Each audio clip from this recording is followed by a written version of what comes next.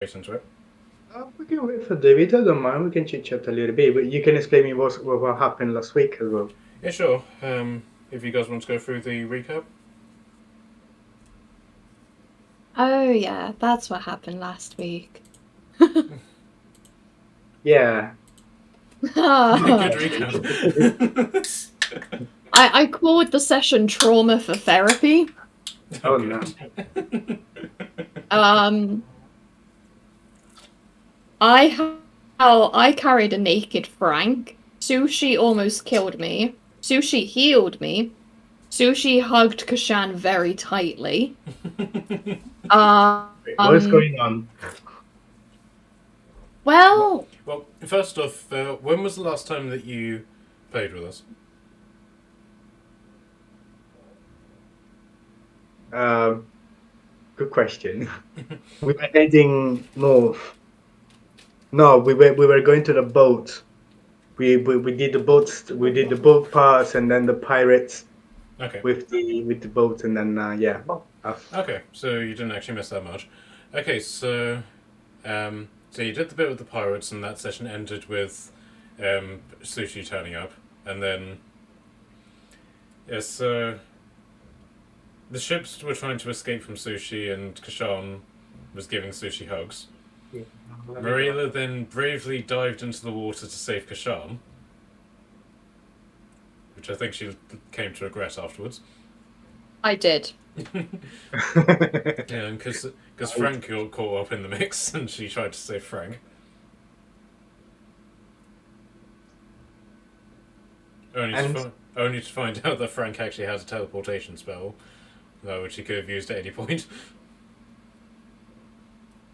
yeah. Old Frank. Good old. So then,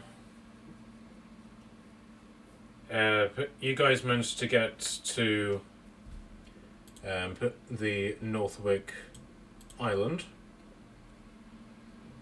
basically here, and you made your way towards the city. You came into contact with a mimic that was disguising itself as a tavern. It's a tavern. Yeah. Yep, and promptly beat the living crap out of that. The whole tavern. Yeah, the whole tavern. Oh, all right. Sure, makes sense. Okay, but then you made your way towards the city, and you were then accosted by a group of knights who had informed you that the city was under attack um, by trolls and giants. At which point brought you to this point, where you're witnessing the alphas fight giants and trolls single-handedly, and Scott's basically come over to greet you and done the whole "Hey, you're here," and stuff, and allowed you to basically jump into combat. You guys rolled initiative just before we finished, so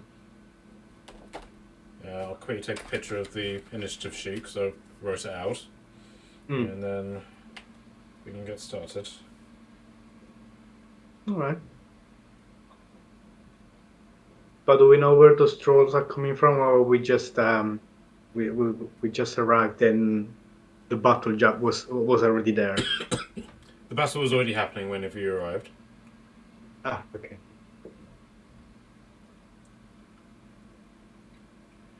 Right. So that's the initiative order.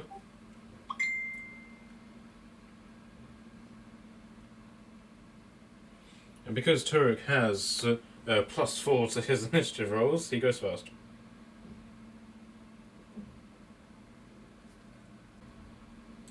Oh, I best add my bag of beans. You haven't got it yet. Hello. You haven't got it yet. Oh, I'm gonna yet. Damn it! I was about to bean these trolls right up.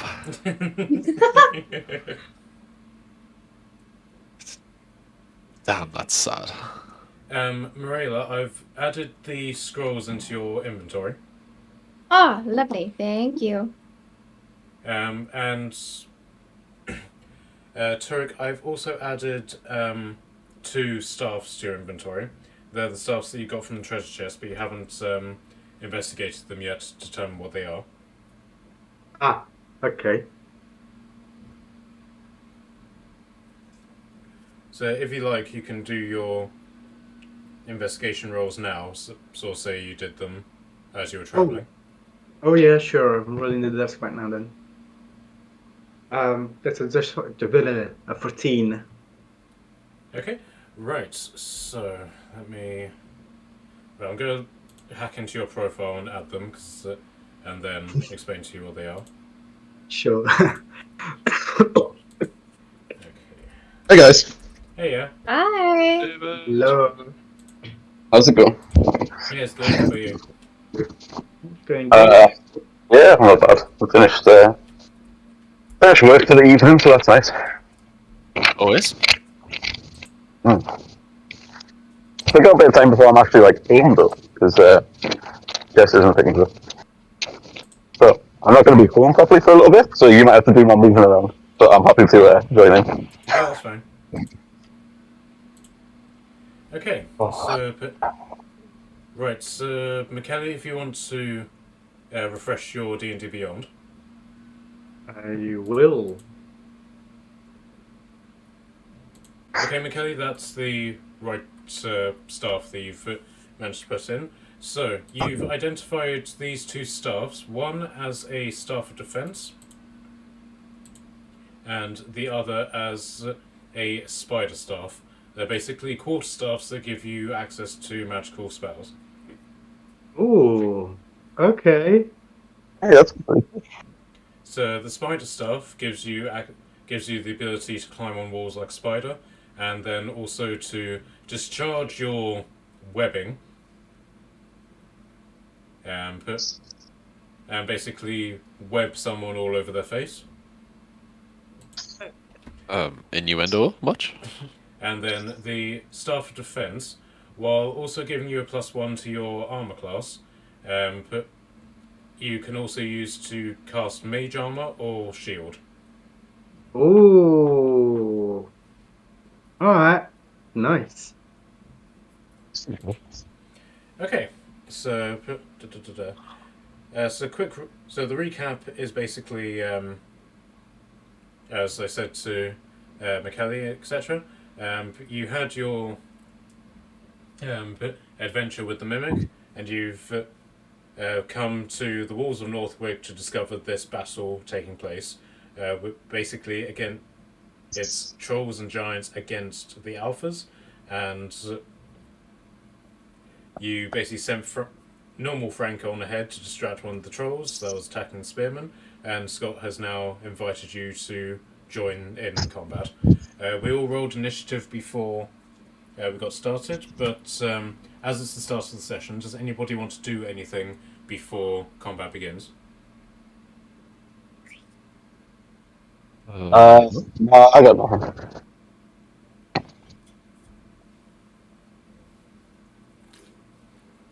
Anyone else? I I'm don't good. think so. Just a second. Because I might want to activate one of those stuffs. I use one charge. I mean. Sure.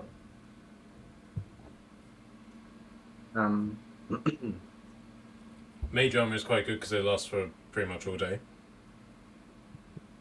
Yeah, I was about to search it. Ah, sorry, it's 13 instead of 8.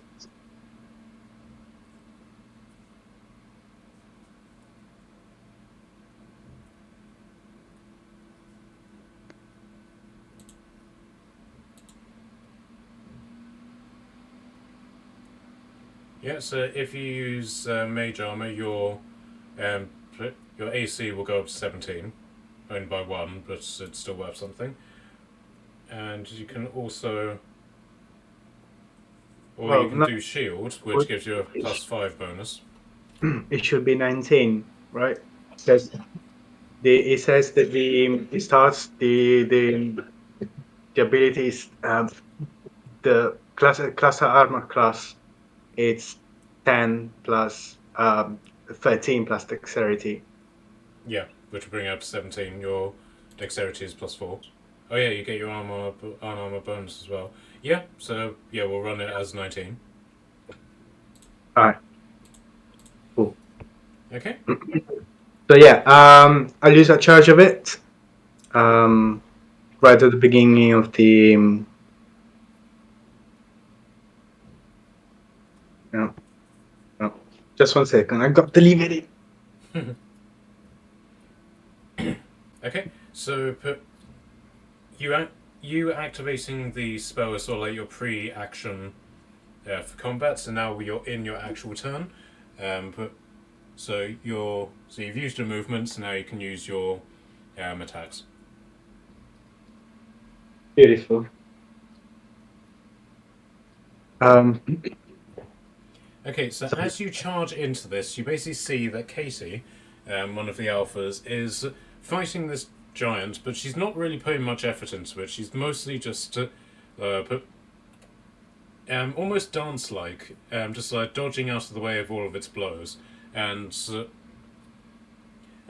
doing so in such a way that almost looks like she's swimming, if that makes sense. But she's not actually doing any attacks. She's just simply letting it swing and miss at her. Okay. So like, does she need any help? At this point, every alpha is in combat, so it's basically a question of if you want to help them, then you can. Oh well, I don't mind to share my skills. Anyway, yes, I would like to. Well, how the troll presents himself? He's like, what is he wearing? How is he fighting? It's literally just got what looks like an animal skin wrapped around its waist like a loincloth. Is then wearing what looks to be like a big bear pelt as a cloak, but other than that, it's effectively naked, wielding a massive wooden club. Okay. Nothing intimidating then, apparently. So yeah, I'll just get close to him and I'll try to smash my new quest stuff on him, trying to get him. So Looking it's like 20 on the first, 11 on the second, okay. So the 11 doesn't hit. 21 on the It'll hit. third, Yep. and another 20 on the fourth. Yeah. All of them except the 11 hit. Yes. Coming right with the damages. Mm-hmm. By the way, can you guys see the health bars that are above all the characters? No. Okay. Nope. Perfect.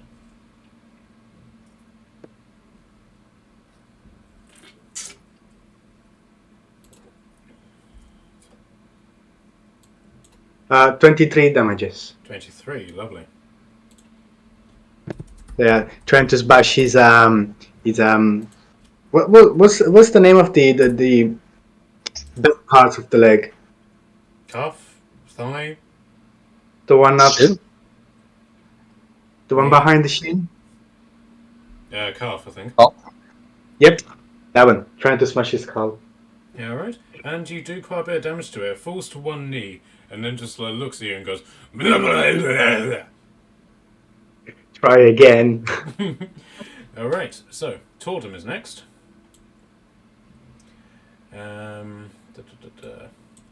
And she is going to duck into her barrel and roll over here.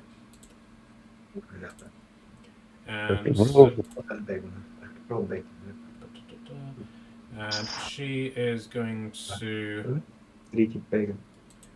summon most minute meteors.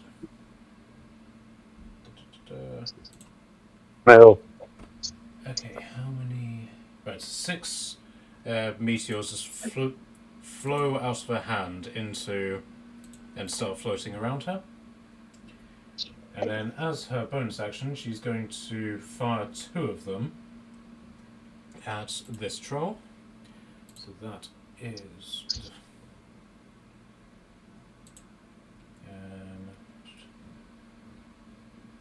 4d6. Lovely. that's 18 damage to this troll. Hola, attento. No, la tua. Non c'è mai.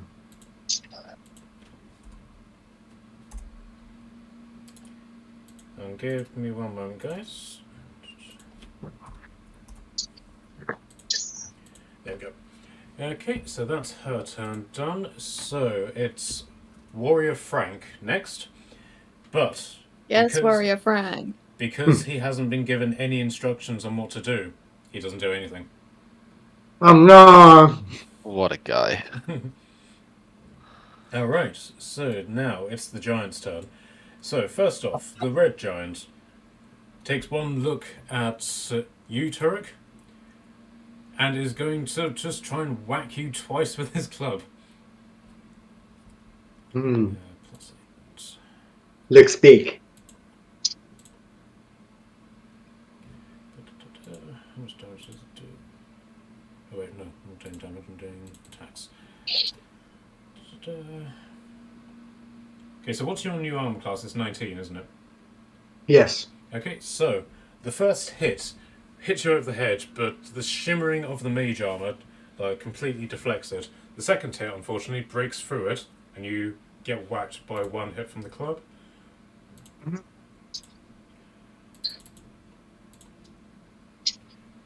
And it pummels you into the ground for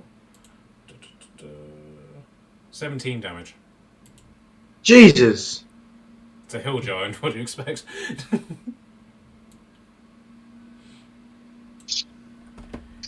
Right. And then the giants that are to the north of the map, they are going to just make their generic attacks against the alphas.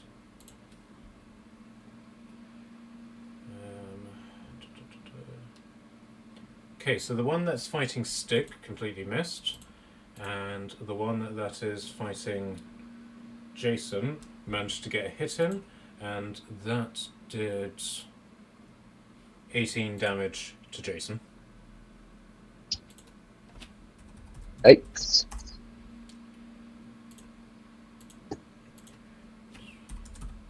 Oh yeah, Super that actually reminds me, Liam, thank you for making noise. You don't recognise any members of the Alphas, with the exception of Jason, the one who's just been hit. He's the guy who recruited you. I see.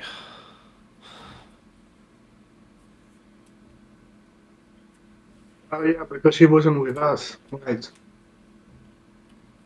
Okay, so that's the giant's turn. Marilla, you're up. Okie dokie. First of all, I would like to rush forwards a little bit Mm-hmm. to about here. I'm going to cast Spirit Guardians Mm-hmm. to get. Did we have a long rest? Real quick question. Did we have a long rest No, you didn't. between when we got here and when we fought the Mimic? But you had a long rest while you were on the ship. But your journey from the shore to here has been one solid day. You haven't taken a long rest since then. Cool. I have no third level spells left, meaning no one can go down because I can't cast Revivify. Ooh. But I'll still use my Spirit Guardians And then because I feel like that might be useful. And then you hear Clarissa shout You can out go from down. over here. So don't worry, I can. Oh, good. And then who looks like they're going to run into combat out of our group and get beaten up the most? First off, did you summon Spirit Guardians? Yes. Okay. Come to me, my archangels, hopefully. Yay! Can I now see the archangels? You After still them want being- to- I'm just like jazz That's a- hands to the side. Yeah, so nobody can see but Amenadil, with what seems to be the exception of Clarissa and Scott. And Clarissa basically shouts, "What the hell is she doing here?" And is like, "What are you asking me for? I didn't summon her."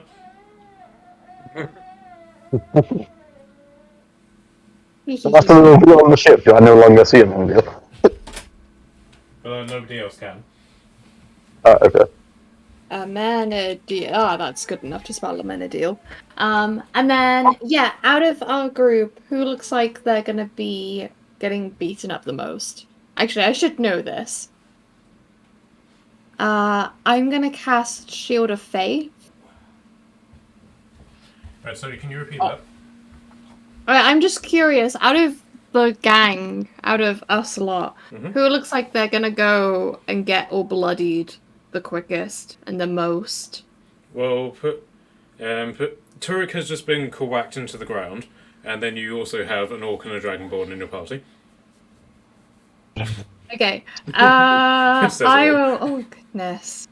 I'm gonna roll a d4 to see this because I can't decide who it's gonna be on. Okay. Chirik, Hello. you get a +2 to your AC, and I am concentrating on Shield of Faith on you. All right. Okay. Thank you. I'm Then at you need to home. concentrate on Spirit Guardians. Oh man! God damn it! I'm not casting Shield of Faith on you. I'm sorry. Stay squishy, my friend. Okay then. Crazy change of plan. I'm gonna do a level 2 inflict wounds on the yellow troll and giant in front of us. Alright. Right, so the yellow ones are trolls, and the green ones are hill giants. Okay. Cool. On the yellow one in front of me, the one with the yellow dot, I'm gonna cast second level inflict wounds and hopefully hit. That's a 12. Is that plus anything? That is.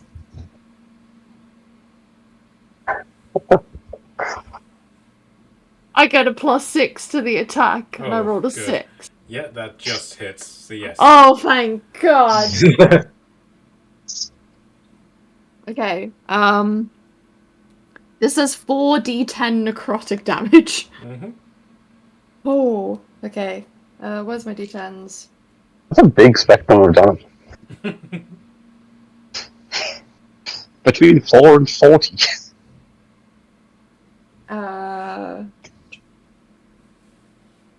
That is 21 points of damage. Lovely.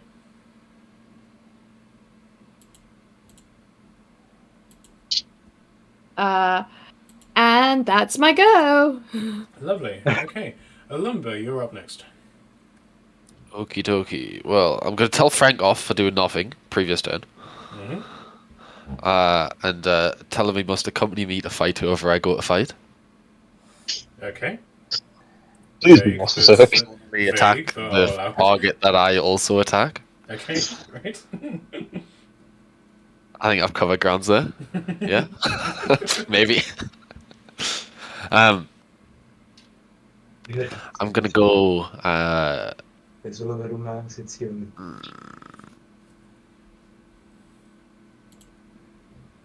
up here, just attack the big orky looking dude.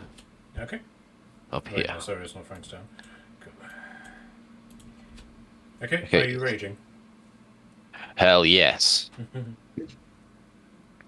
So I rage, and then I... Oh, that's a cheeky nat 20 for the first roll. Ooh, only fantastic. to hit, unfortunately, but 28 to hit.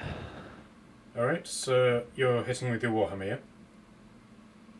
Yes, yes. Big crits of 19. Ooh. So is that 19 total damage or 19 times 2?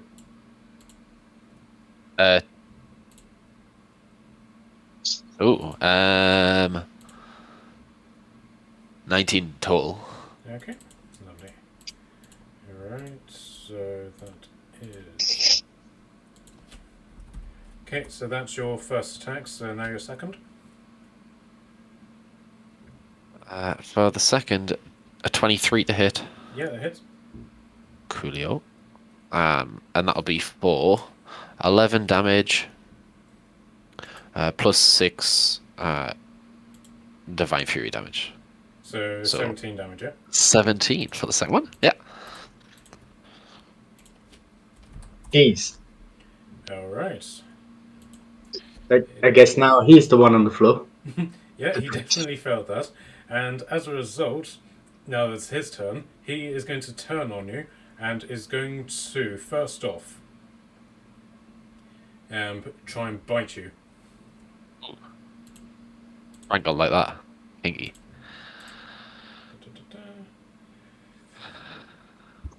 And go 4. So that didn't hit. And then, quite pissed off at that, he's then going to swipe at you with its 2 massive clawed fists.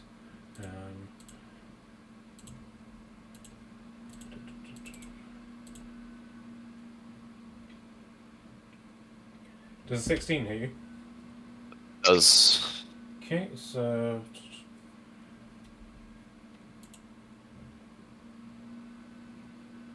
that's 11. That's 5 damage to you. Oof. Alright. Okay, so this group of spearmen here, they're basically going to try and throw their javelins at the troll that's attacking them. And they succeeded. Lovely. So that's...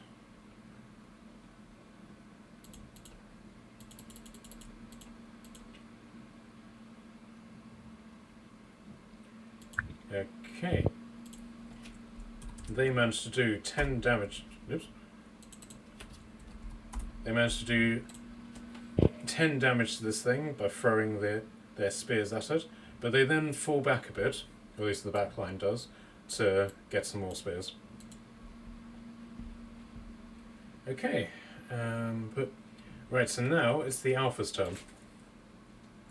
So, to start off with, Scott, who's quite keen to just simply see how well you guys are coming along, is going to step us off the road for a bit and basically just go watch you. Stick is going to cast his guiding bolt at the giant that he's fighting. He succeeded and does 15 damage to this thing.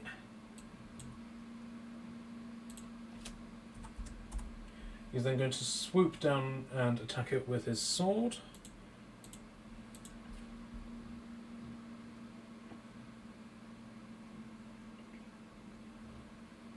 And also hit on that and does an additional 13.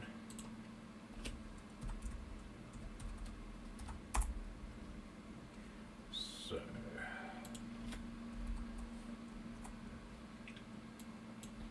Okay, Jason, who is going to pull out his massive spear and is basically just going to do 2 swipes against this hill giant that he's fighting.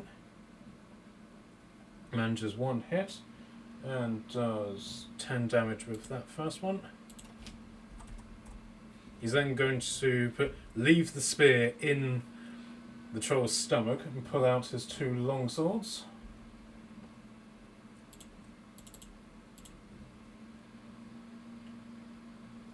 And manages a hit with them and does an additional 18 damage.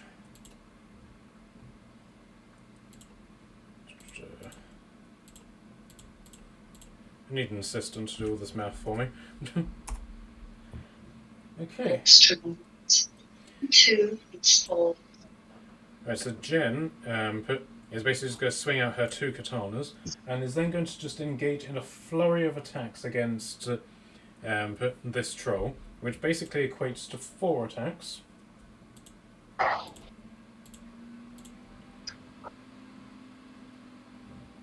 She hit, and all of those attacks combined do 28 damage to this thing. And this one is looking very bloodied.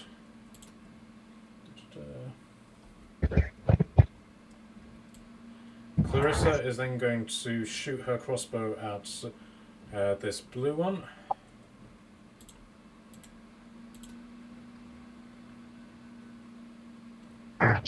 That missed, so she's going to swoop down and just try and smash it in the face with her mace, which did hit. And as the the attack next with this thing's face. So first off, it does the mace damage. And then, but as it makes contact with its face, there's a glow of golden light and the sound of a sonic boom going off. And this thing takes an additional 18 radiant damage.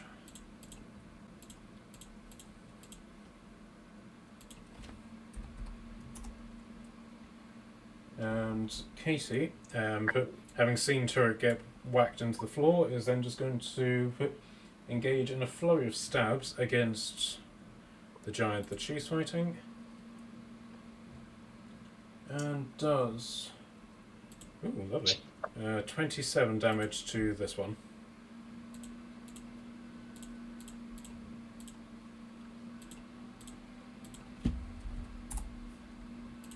Alright, so...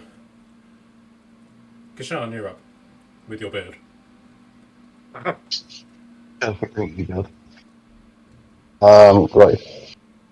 So I can't quite get Rule 20 working properly on that screen. But if I remember, there was a troll or a giant, one of the two, like right in front of the city gates. Right, so basically directly in front of you along the road is a troll being attacked by the spearman. Directly to your north is the troll which Alumba and Jen are fighting. To your northeast is the hill giant that Jason is fighting.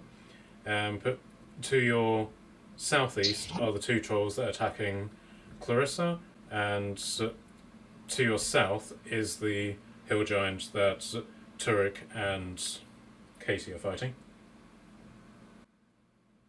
Can I make it to either the one fighting the... You can make it to the one that Jason is fighting. Yeah, sure, let's go there. Alright. It's taking swings with an axe. With your axe, yeah? Yes. Hoping these come through to you. Unfortunately, that doesn't hit. Yikes. So that's your first attack action. I'll swing again, I guess. Yeah, right. Hold on a second. That came out crooked. Okay, you critted. Yep. Okay, and you do 21 damage to this thing. How's it looking? But it's looking bloodied. It's still got Jason's spear sticking out of it, and you've managed to cut a deep gash into its upper leg, and it does let out a roar of pain. But it is still looking like it's very much in the fight. I'm going to take my action surge and then take another couple of swings at it with the axe. So you go action surge, action surge, yeah? Yeah. Alright. Alright, so then... Oh, another crit. That does 16 damage. And then another attack with your great axe? Yeah, just for a full round. Okay, unfortunately that one didn't hit. But this thing is now looking very bloodied. Oh. Okay, so but back to the top of the round. It's now Turek.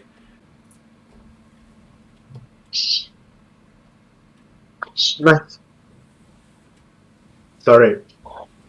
I'm eating. Alright. So, do I need to get up from the floor?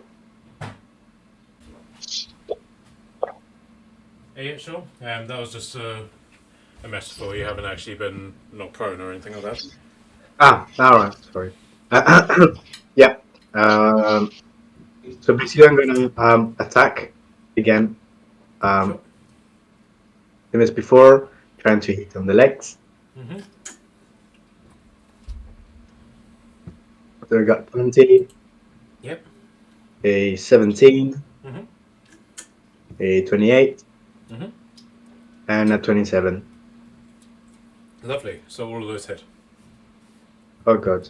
Right. I'm gonna spend a key point for later. But in the meantime, give me a moment to give you the damages.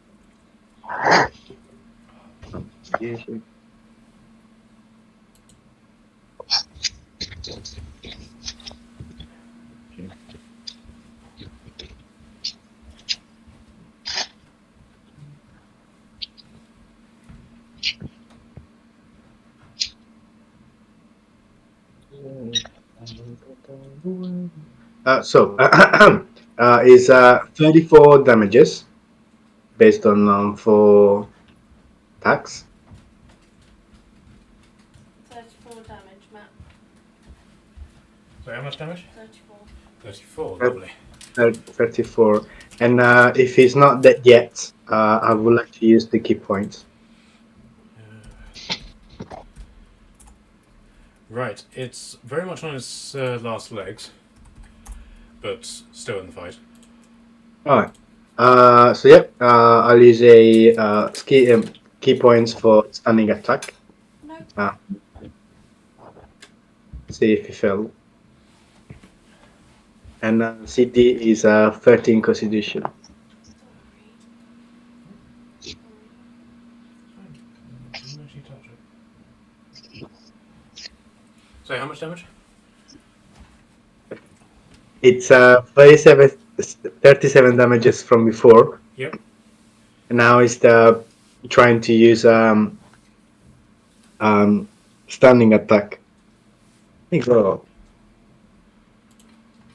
Yeah. So the DC they need to get 30% constitution. Yep. Come on. Right. Plus...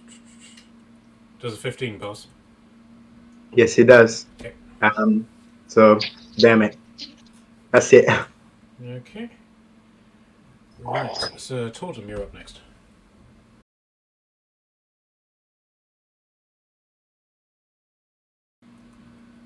Six damage of thunder, and this troll is literally on its knees, bleeding to death.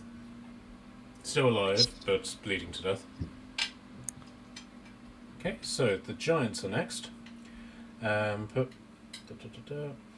So the one that you're fighting, Turek, that's going to give you 2 of its attacks. Let's see if you can. We're nat 1 on one of the attack, but on the other one it got 7. It got 17 plus. It got 25, so that hits, and that does 18 damage to you. Okay, so the other 2 are going to attempt to attack their targets. So Jason takes both of their attacks, and he takes full 36 damage. And then the other one is going to attempt to attack put stick, and failed on both of them. Alright, so Has the blue giant had its attack yet? yes, it attacked Jason, so if you want to do your zero fails attack. Yep. Sorry, I meant Dill's attack. They have to do a wisdom saving throw. Right, its wisdom is 9, so I'm just going to immediately assume it fails. Cool. Yeah, And then it takes. I mean, you can still roll a 20. Don't. Let's not jinx it. It got 8 in total. God, that definitely fails.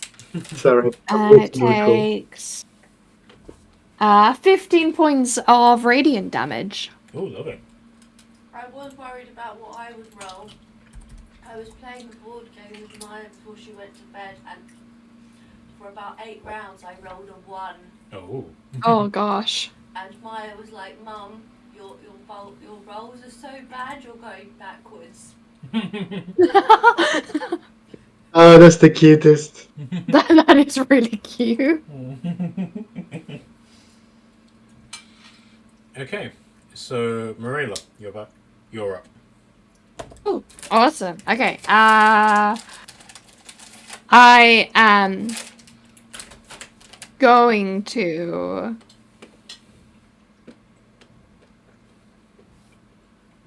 I accidentally clicked off spells. There we go.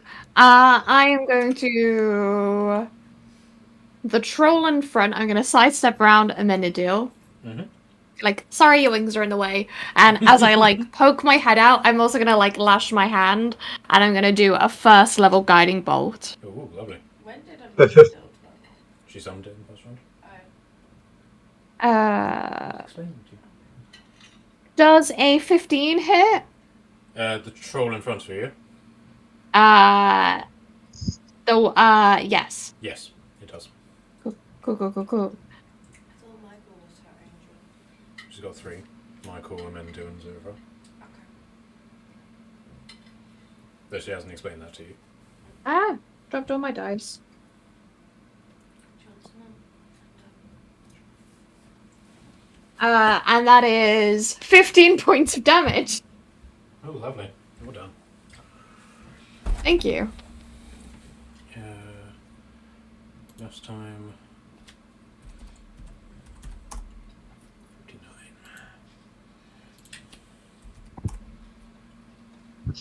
Alright. But anything else? I'm not going to be able to get to them, I don't think. I will. Oh, and then I'm going to rush forwards towards Churik. Mhm. Be like, hi, bud. And I'm going to do a... Oh, God, did I actually prepare this?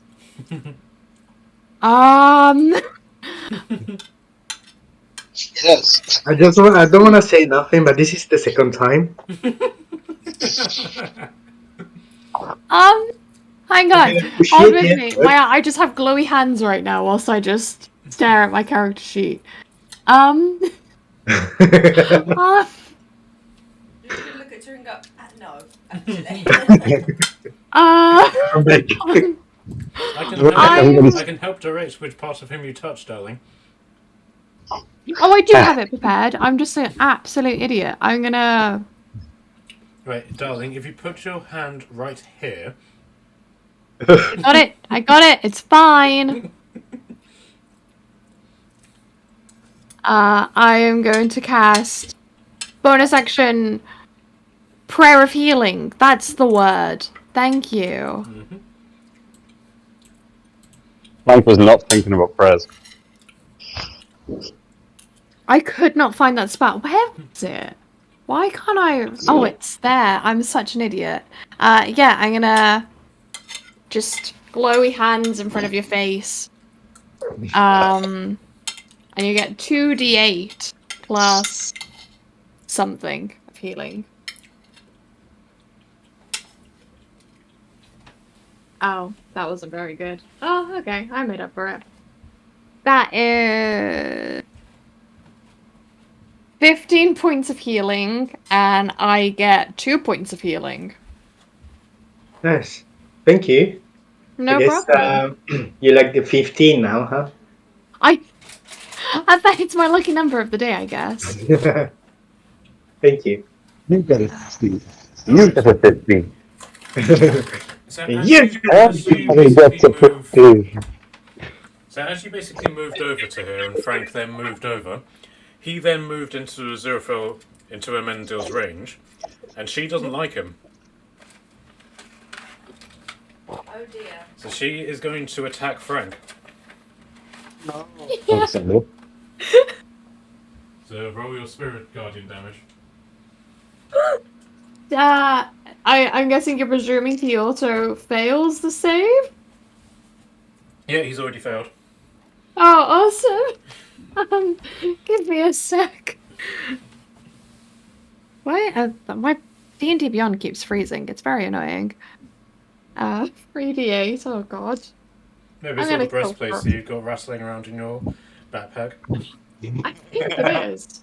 She's also carrying all the horse food in her backpack as well. Yeah, I am low on space a little bit almost. Yeah, but you should have taken the beard of holding. Maybe I should have. Yeah. That Maybe. is. Hang on. There we go. I can't do maths. That is 11 points of healing. I broke my streak of 15. I'm sorry. Mm-hmm. I will leave now because I broke it. Okay, so how much damage has Amendil done to Frank? 11. 11 damage, okay. Right, so even though that this is the Frank that gets hit, this one also takes the damage. Oh no! Oh my god. Alright, so Mm. Alumba, you're up. Let's go. Okay, so I'm gonna go with a good old combo of I got 25 to hit for 13 damage. Plus So how much did you get on your hit? 13 damage, 25 to hit. Yeah, that hits, okay. Right, so I'll... Yuck. Roll 20 does not like me today. There we go. Right, so that one is dead. Ooh. So you've still got your second attack and your bonus attack. Do I have to use something to like move to a next target, like to go in? Just your movement. Okay, I'm just gonna move the two squares over. Mm-hmm. So let's go back on you.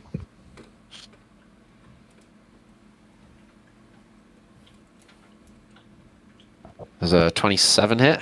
Yep. Ideal. For 13 damage.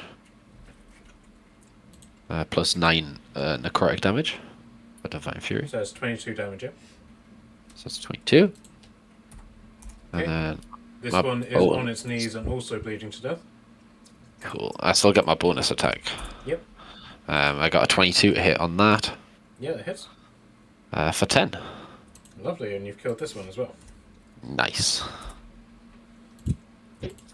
On the slot. Double kill. Alright. Okay, so now it's the troll's turn. Or the ones that are left, anyway. And they all let out this sort of warbling sound.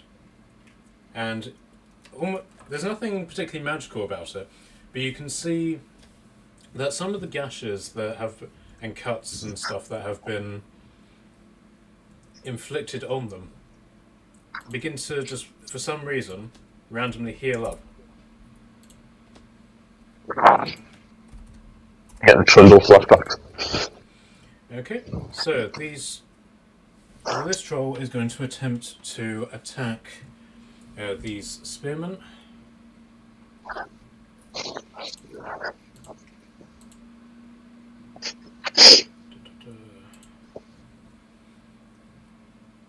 And succeeded. So it's going to attempt to bite this guy first, and does 7 damage to him, and then he's just going to claw at him through his armor, and this spearman is dead. These two are then going to attempt to do the same to Clarissa. I'm just about to get in, so Matt, can you take my turn for as well? Yeah, Yeah, of course. a little bit on the PC. Yeah, of course. And Hello. unfortunately, the green one critted. I'll be back in a couple seconds. So it is going to do its. So that's 14. For a grand total of 37 damage against her.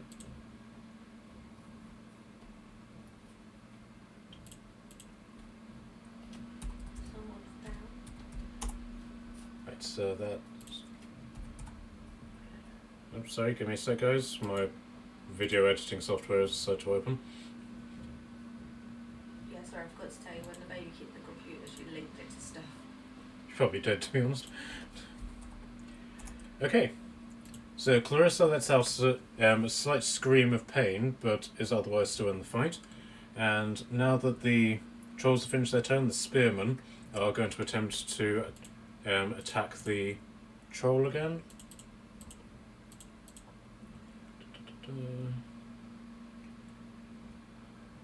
Right, one of them managed to hit, and that was on a crit.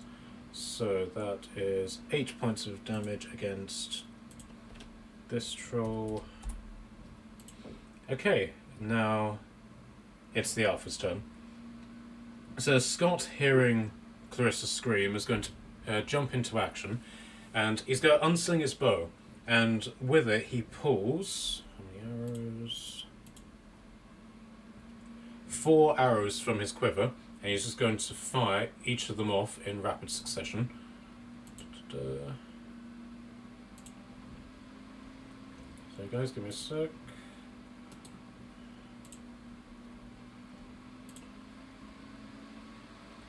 Okay, so is it? Oh wait, no, I've got it here. Right, so against this troll, he fires 4 arrows straight into its back and successfully kills it. And he's then going to make his way over at a dash, bringing himself into range with this one. So that's his turn. So Stick is going to do his thing, and let's see if he hits. Fortunately, he doesn't. Jason, now free to maneuver, is going to attack this one.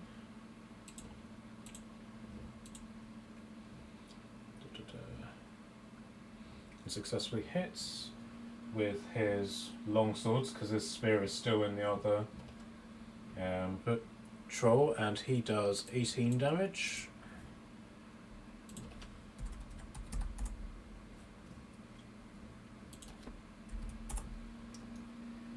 Then Jen is going to also maneuver over here and just do a complete flurry of attacks with her katanas. But unfortunately, she wasn't able to break through. Clarissa is going to attack the troll that attacked her, and with her mace. But unfortunately, she missed, so she's then going to try a crossbow. And missed again. Casey is then going to attack the giant that she's been fighting all this time, and unfortunately she wasn't able to get through either. So it's now Kashan's turn. So Kashan is going to rush over here behind this troll and is just going to give her a good old-fashioned whack in the back with a natural 1. And then again with 25, and does 9 damage to it. Okay, back up to the top, it's Turek. Yay. Well, I see these are now really close to die. I guess I'll try to finish them off. Yay. So we got 10, a 28, a crit, and a 22.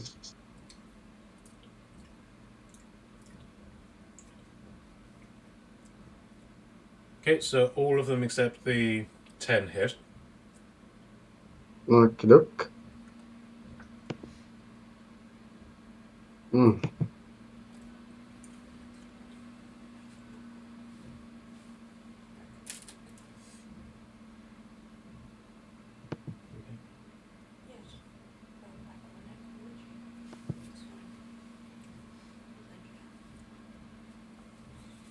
Okay, so how much damage are you doing, Kelly? I'll Lost it. 28. Alright, so this giant is now dead. Would you like to describe the kill? I still trying to smash his knee out. And I think I succeeded, and he dies in pain. Alright. Okay, so is that your turn done? Yes, it is. Alright, Tordum, you're up. Cool.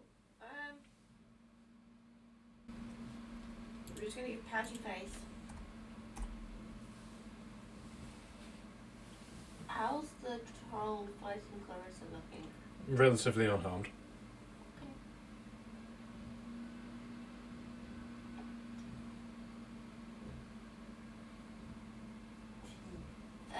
Can you give me a wisdom 16 saving throw, please? Beating. You rolled an 18. Never mind, I only got 5. Oh, it's being attacked by the phantasmal killer. Okay, so So it has a illusionary manifestation of its deepest fears visible to itself. It's now frightened for the duration of the spell. mhm. And at the end of each of its turns, before the spell ends, the target must succeed on a wisdom saving throw or take a further 4d10 psychic damage. Okay, so does it And take what- damage on this turn? Yes. Okay. And then every time when it finally passes, the spell ends as well. When it passes a saving throw. Okay, so there's its worst fear, a white fluffy rabbit. It takes 24 damage currently. From the rabbit. Yeah. Okay, and are you going to use your last 2 meteors? Yeah. I'm actually going to use my meteors against a different one. Sure. I'm going to spray my meteors at one I couldn't ping. Sure. But if it pinged, Yep, so that's 4d6, please. that one there. Minus this one's going to be that one. Just roll it on this one because I can see.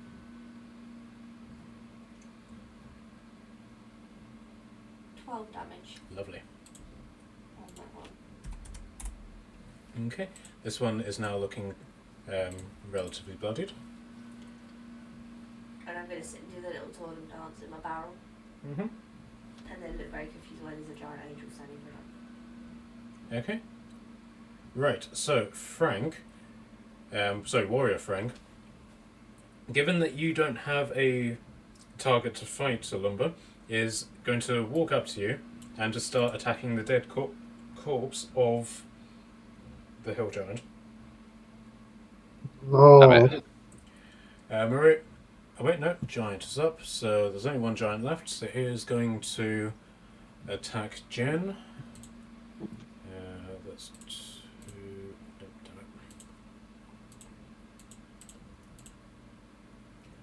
Damn it. Both hit, so she takes 36 damage from that attack.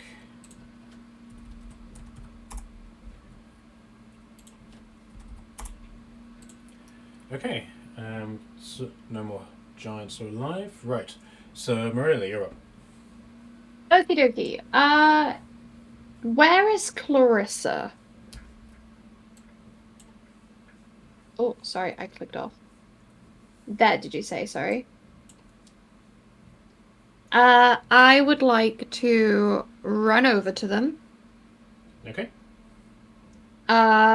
They looked injured, you said. But she has Right. been bitten by the troll, so her leg is looking a little bit mangled.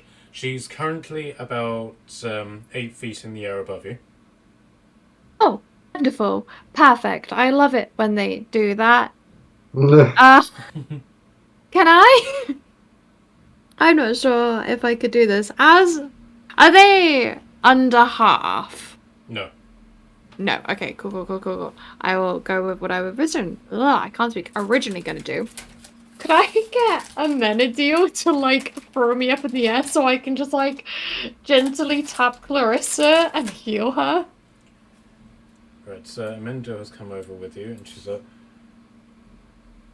looks up at Clarissa and then looks at you and is like, Fine. She just scoops underneath you and just gives you a boost up.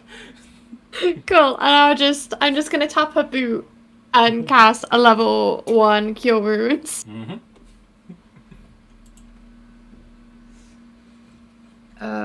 DH. That is 9 points of healing towards them. Lovely. And then Mendel immediately puts you down to the point that she almost drops you. that's fine. I don't mind. Then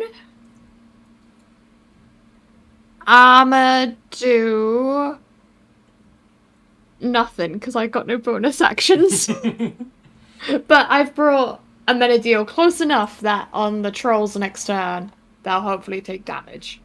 Okay. Right, so I'm just Lumber, you're gonna. up. Okay.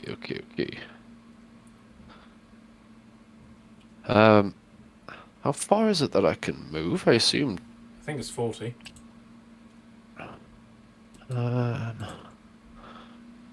Yeah, 40 feet.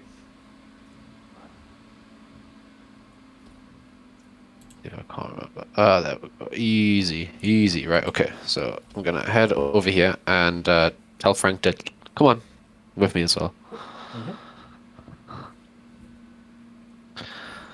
Okay, so have you taken any damage? Have I taken any damage? Yeah. I took 5 damage from the very first dude, them over here. No, I mean in the last turn. Last turn, no. Okay, so your rage is now ended. Bastard. Okay, that's fine. Okie dokie. Right. Does a 21 hit? Yeah, it hits. Brilliant. And that will be for 10 damage plus 8 Divine Fury damage, so 18. You're not raging anymore. Ah, I mean, you can just 10 then. You can take your bonus action to rage again. No, I'll just keep it with 10. I'll just use my bonus action for a second attack. Okay. Well, you've used your first attack, so you've got your second attack, and then your bonus. Yes, okay, so... 16 hit? Yeah, it hits. For 12?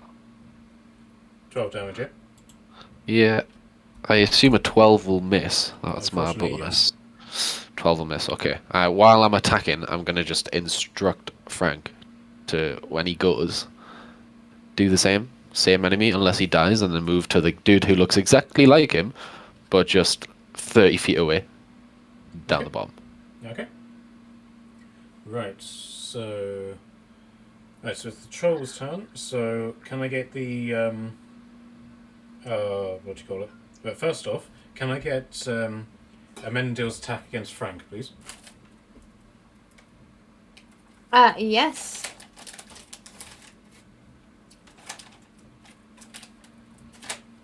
Ooh, good roll. Not so good of a roll. 11. We've gone from 15 to 11. That's not the right way we want to be going, guys. No, it's not at all. But no, 11 points of radiant damage there. Okay, and then can I get the troll's turn? So can I get the radiant damage against them? Mm-hmm. Dropping everything today. Oh dear, this has not been. Oh dear me. Oh, that one was cocked.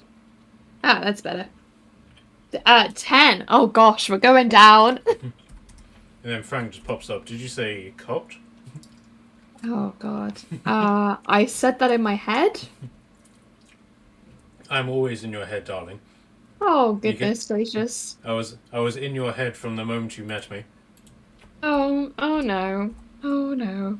I'm I surprised you didn't will pick up blast on you that. with inflict wounds.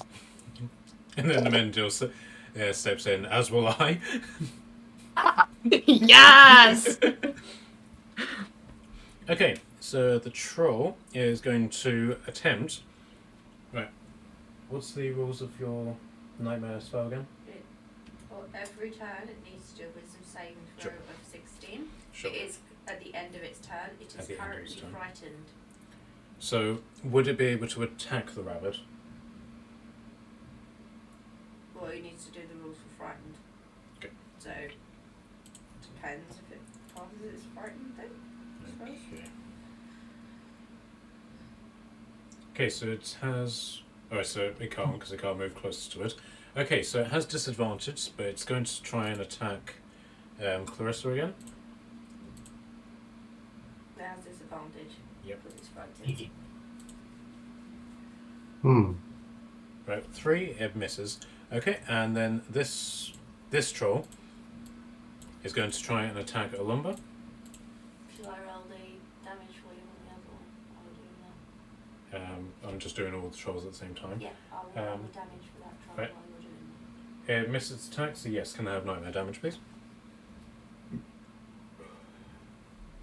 just going to roll it while you're doing what you're doing. That's what I was asking. Yes. 26 damage. 26, lovely. The rabbit has mauled it with 26 damage. Yeah, it's now bleeding from its eyes and its nose with all the psychic damage it's taking. From this rabbit, yeah? Mm-hmm. Right, so the spearmen are going to attempt to throw javelins at the troll in front of you. And only one hit, unfortunately. But that's for 5 damage. Okay, so the alphas are all going to just simply attack the giant at the top. And all of them hit, which is lovely. So, Stick with his guiding bolt and his sword. I'm just doing averages because I don't want to bore you guys. That's 23 damage.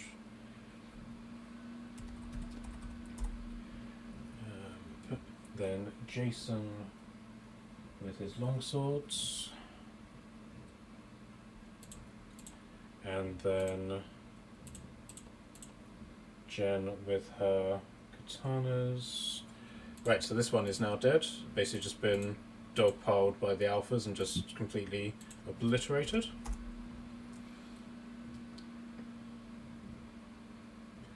And then the alphas down here. Clarissa is going to attempt to shoot it with her crossbow.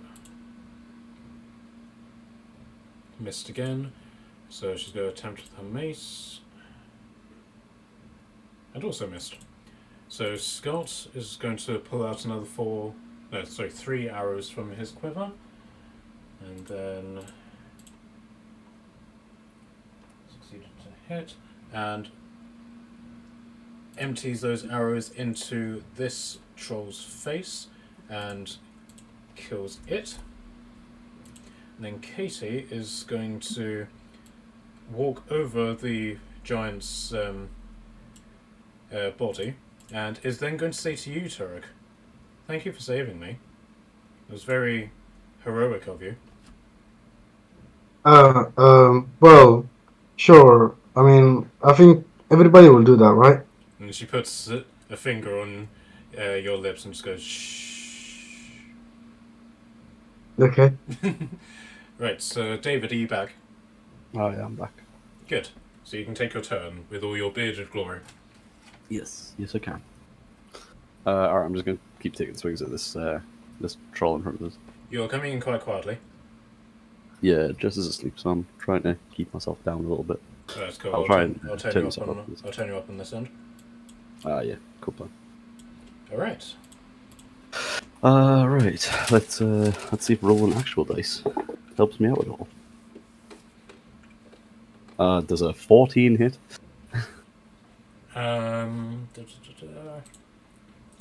Unfortunately not. Wow. I am not having a great night. Does a 16 hit? Yes, it does. Alright, great. We're actually hitting something. 1d12. That is 14 points of damage. No, describe the kill. How tall is a troll compared to myself?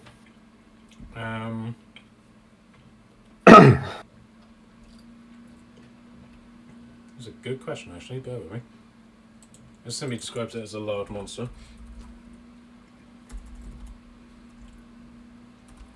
Control 5E.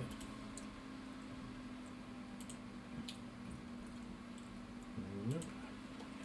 Forgotten realms, so 9 feet tall. All right. I want to somewhat use the lumbar as a springboard to jump up and come down on the top of his head with the axe, Okay. and then sort of surf it down to the ground. Alright. So you've successfully killed it. Unfortunately, your actions are basically you've managed to do a hit on a lumber, Oh, God damn it! which has triggered Frank to come over to you. God damn it, Frank! A lumber, can I get a dexterity check from you, please? Yeah. You can. 8. Okay, unfortunately, you're not able to tell Frank to stop Oh. before he attacks. Does 7... Oh wait, 25 hit you, doesn't it? 25 hits. Yeah. Right. Okay, so you take, in total, 15 damage. 12 from What? slashing, 3 from the thunder. Fucking Frank. All right. Okay. I'll take it. It was cool. What? Okay. So then, now that he's done the attack, Lumber, do you want to tell him to stop? My instincts say no, but yeah, best. I best tell him to yield. Okay. Alright, guys, well done. You've won this. So that's 1, 2, 3, 4, 5, 6, 7, 8.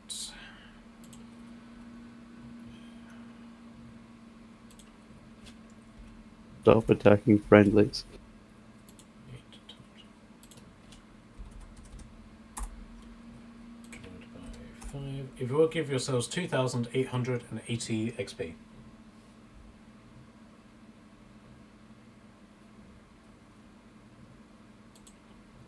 Right. 2,800. And 80. Woo. Oh, we're getting close. Nearly there, guys. Nearly level up. Okay, so with the battle won, Clarissa is going to gently float down to the ground, and she goes over to Amendil and simply goes, "Sister, it's good to see you again. What are you doing here?" And Amendil just sort of shrugs and says, "I've been assigned to look after this one." But so the rest of you, aside from Morella, basically just see Clarissa talking to thin air.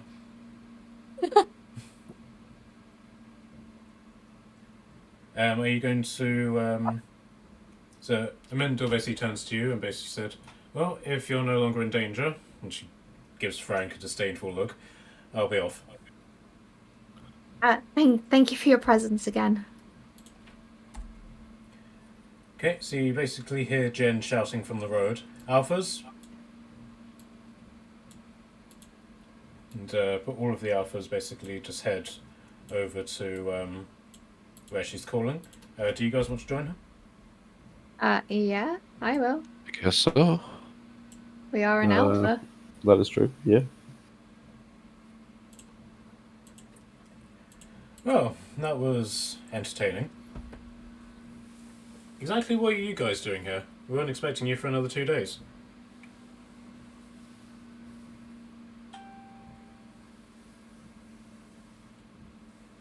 That's Jen saying it to you guys. We Well, I can smell a We're- fight, what can I say? Jen looks at you and says, "You seem strangely familiar, but I don't think I know you." I've got one Jason- of those faces, I don't know.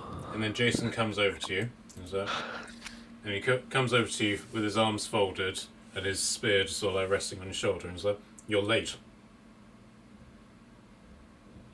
You're welcome. Oh, we're early So for the next big he event. glares at you and is very much like he's doing a stare down with you. can I try to get in between the two of them? Give me a strength check, please. I just want to like pop my head in between and like look at the two of them. What's my lucky dice? This one.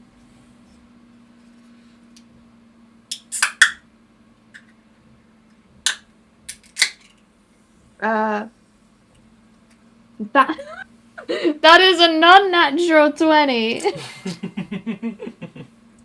I Okay, rolled an 18 and I get a +2. Okay, so you're able to get in the middle of them.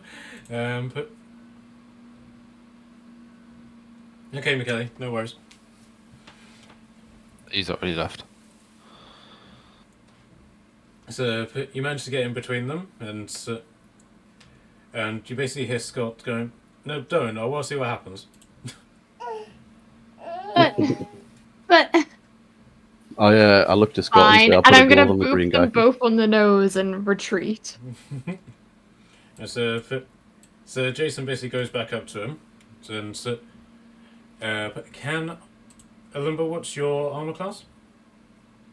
14. Okay, he is going to headbutt you square in the head. I am wearing a helmet with a spike on it. Does he want to do that? He's aiming well, and Okay. and you take 2 bludgeoning damage. But can I get for either religion or insight from you? Religion or insight? Sure. You can get a religion, because insight is minus. 11. Okay, this is the sort of like the orcish symbol of solidarity. That he's basically greeting you as a brother in arms. I see, yes. Very well. Okay, so now that he's done this, he then wraps his arms around you and says, "I thought you were dead."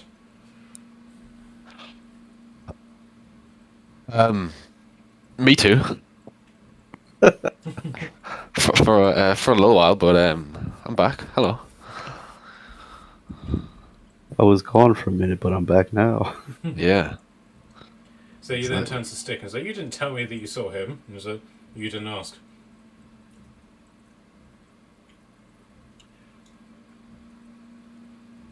And then so Casey then says, "I hate to interrupt, but it's time for my beauty sleep." And she sort of stretches somewhat luxuriously. And so, that's it. And then Jen's like, "Yes, that's true. We should probably report this to the captain of the guards. Did you come here by horse at all?" We have a friend with a carriage not far away. Alright. Jason, you're with me. The rest of you get back to the Alpha Base. Scott, go with them. Make sure their supplies are brought in without hindrance. And Scott just simply nods. And the Alphas then begin clambering over the body of the fallen troll and heading into the city. So, do you guys want to roleplay the going to get Baldwin, or do you just want to montage it? Yeah, just montage it. Okay. So you basically go back, the knights ask for a report, and you give it, saying that the city is now secured. You make the journey with the Dwarven Noble, but part ways at the gates.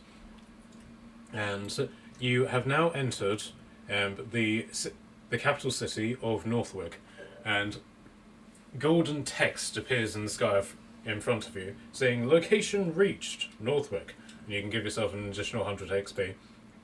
Yeah. Nice. Okay, so Very video gamey. I like it. So, welcome to Northwick. I'm assuming you can all see this. Yep. See. I haven't done any of my XP. Don't worry. Just do an experience, quick. I'll quickly do it for you now. Boof.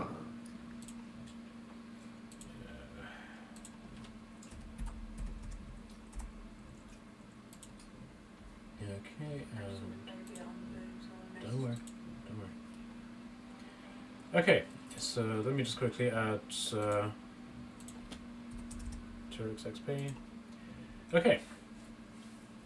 So you are now in Northwick, and the guards who are on the walls, they basically cheer you as you enter the city. there doesn't appear to be any officers here. It's just the guards. But they're all delighted to see you and that you've won the battle.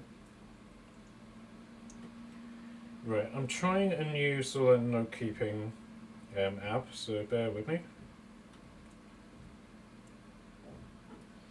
I ordered this rocket book about a year ago on Kickstarter and completely forgot about it, and it arrived the other day. Okay, so as you enter the city, you find yourselves in a rich agricultural area, but that's separated by various fences, and you appear to be in some sort of internal farming area, but as opposed to the external farming area which you did your battle in. There's all sorts of things growing here, from crops to root vegetables, and a series of small houses can be seen with sounds of chickens and other farm animals coming from them. Scott leads you through the streets, where a number of trees are growing in various different places, as opposed to it just simply being like a concrete mess, like it was with Aquavader. Shall I just move Scott's token and just assume that you're following him? Yeah, Yep. that Okay. would work for me. Okay. So Scott leads you through the streets where a number of trees are growing. Each of the trees appears to be a mark for a social area or some sort of notice board, because you can see various notices are pinned to the trees with either nails or, in some cases, knives. You can see performers, bards, announcers, vagrant salesmen peddling their wares, and eventually, as you take a sort of southern road, you pass a stone amphitheatre. It's in a state of severe wear and tear, and it appears as if various different shows are going to be occurring within the week, as it's sporting various different posters. As you pass the southern corner of an immense building,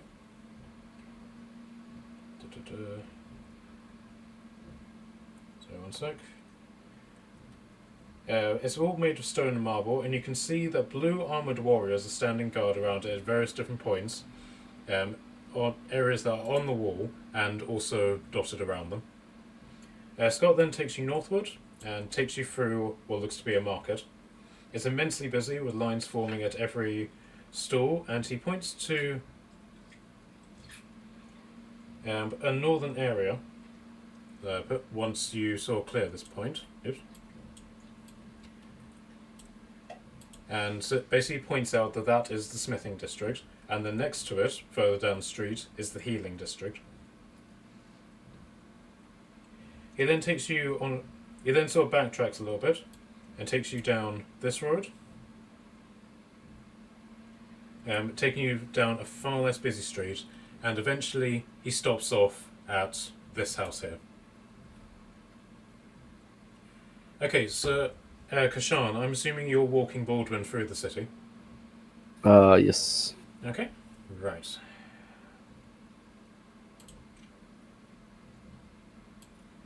So he basically turns to you, Kashan, and basically says to you, you probably best take him round the back. You point to Baldwin. Very well.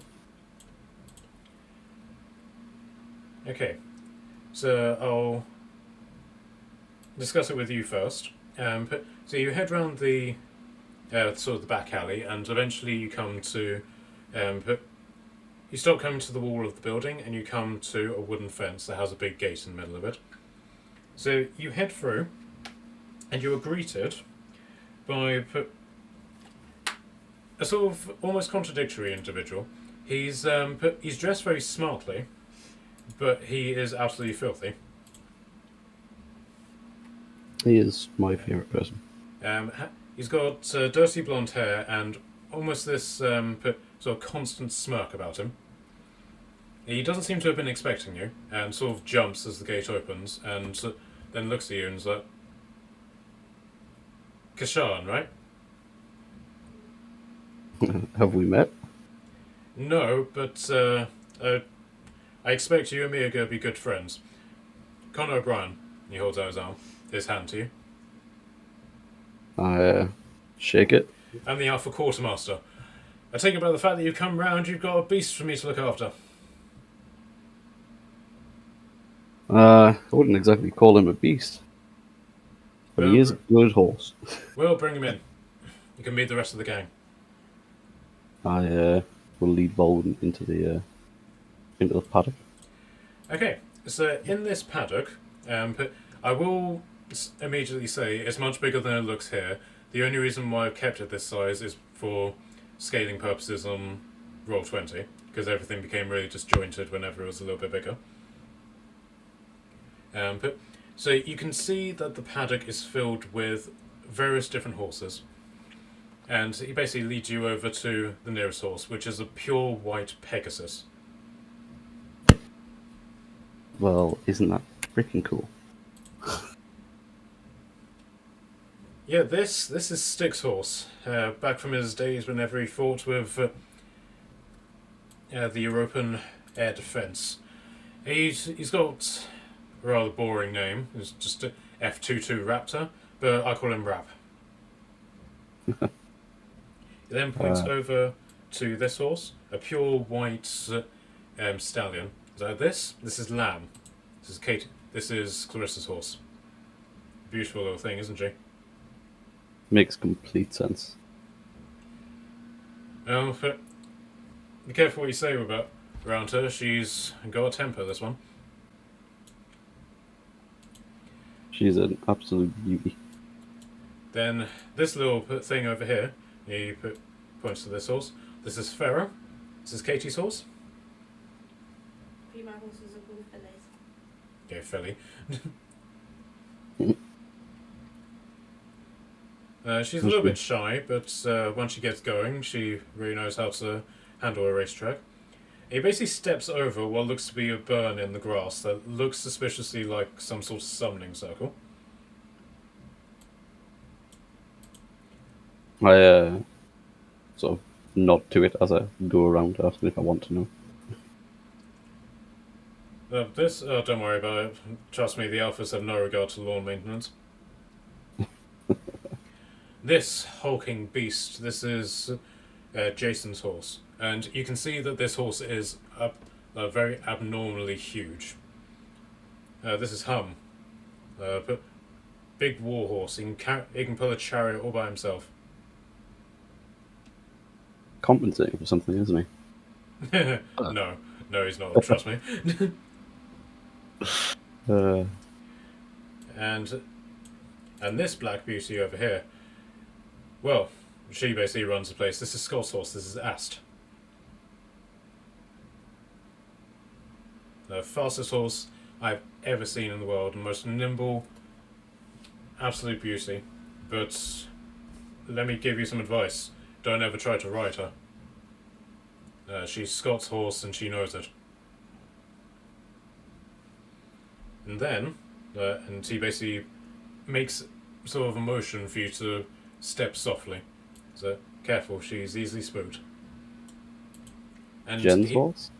And he brings you over to a pure white horse that is a cross between a Pegasus and a unicorn. This is Royals.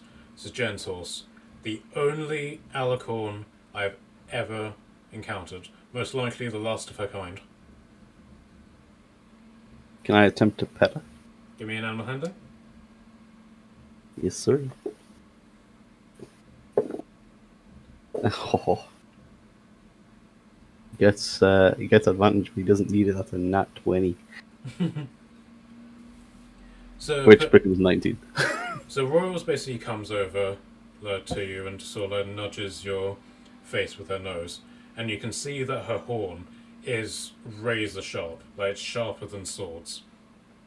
And it glints because it's got diamonds encrusted in it.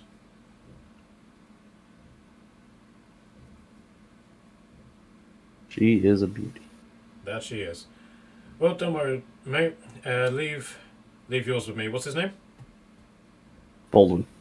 Leave Baldwin with me. Yeah, I mean, if you've got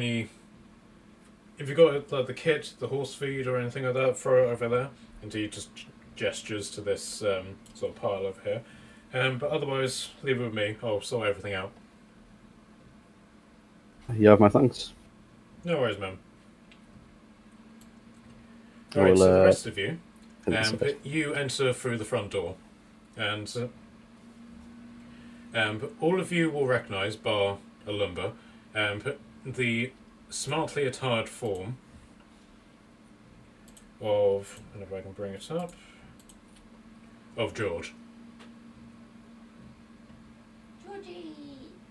Put any food in your pockets. I'm going to raid his pockets for food. So, it is very agreeable to see you again, my lizard friend. If, of course, you are looking for any sustenance, I can provide you with a snack, as you may wish. I already helped myself out of your pocket. Give me the sleight of hand. I'll be knows I'll go through his pockets. Yeah, we still need to physically do it. 10. Unfortunately, he doesn't appear to have anything in his pockets that's worth eating.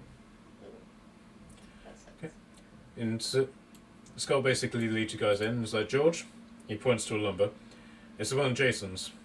But trust me, this guy is worth paying attention to. Took out a troll and a hill giant in one turn. Don't fuck with him. See. Big guy? Sorry, nobody actually told me what your name was. Alumba. Alumba. Right, Alumba, this is George, and he puts a hand on his shoulder. If you need anything in a physical capacity, weapon upgrades, knowledge, medicine, food, talk to him. Very gracious. pair of pants. Nothing. Well, just making stupid comments about pants. Okay.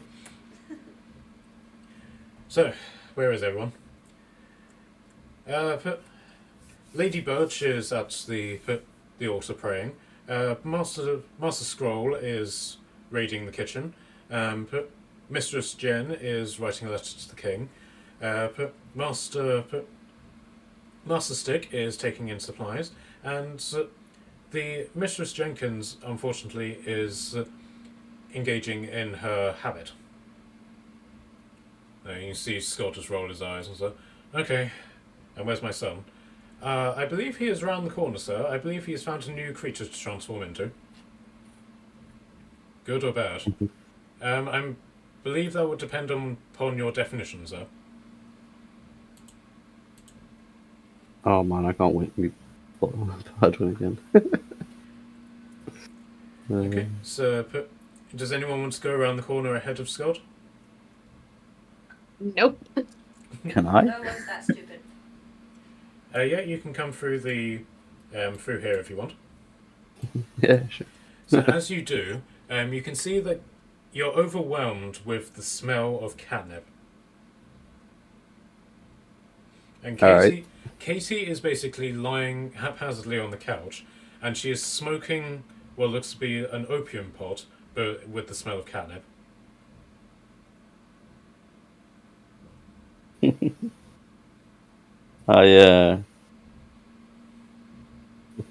Not ask her if she's got the good stuff.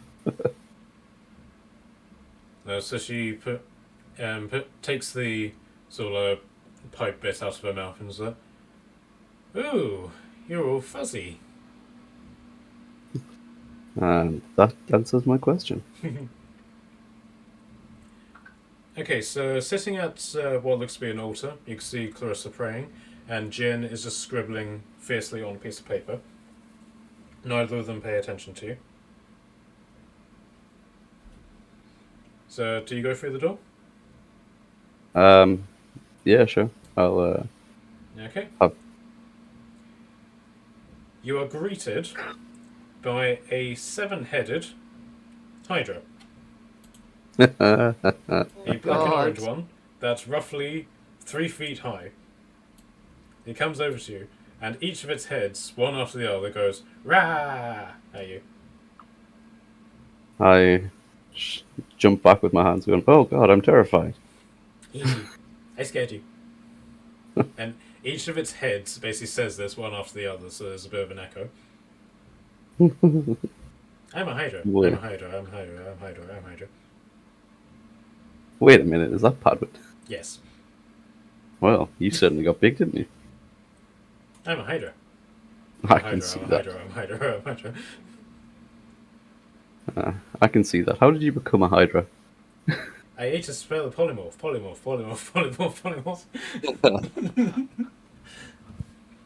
Alright, this is. I thought seeing the Alicorn was going to be my favourite part of the day, but this is infinitely better. So you go poke him in his tail. Yeah. Okay, so this Hydra is pretty much level with you. So he's going to look at you and it's like, hello. He's going to stare at it. Yeah. Ooh, I like staring contests. And each of all 7 of its heads basically just Why go. did he go 7 heads? He got 8 heads. Yeah, 7 of his heads just suddenly start staring at you and just hissing. I'm gonna just clap really loudly in front of his face. Which one? Closest one to their face. Ooh, I like this game. You can't catch me. He runs off this way. And instead of making the sounds that a Hydra would make, he starts barking. And he's just going, ruff, ruff, ruff, ruff, ruff, ruff.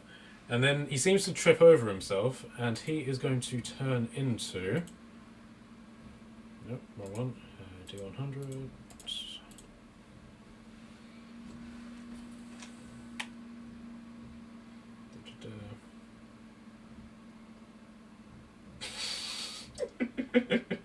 Okay, that's brilliant. I don't have a token for it, but as he's basically running along as a Hydra and barking his head off, he is then going to turn into a gelatinous cube and then continue rolling corner over corner down this corridor. I let a shout out throughout the base saying somebody should probably fix Padwin, but do nothing to sort of help the situation myself. Yeah, Skull Base just comes up after you and says, yeah, this is normal for us now. Who let him eat a potion of polymorph? He didn't eat a potion of polymorph, he ate a spell of polymorph. Who let him eat a spell of polymorph? But there's no letting with Padwin. The spell of polymorph was here and he ate it. At least the plus side is that he can only transform into things that he's seen before. Unfortunately, he's seen rather a lot of things. I was going to say, somehow that doesn't make me feel more confident. Oh, come on. Might as well get you guys comfortable. And he points down the corridor. Beds are in there. Basically take any of the beds along the south wall. Drop your shit anywhere. Just don't get run over by a gelatinous cube in the process, eh? Yeah, avoid that.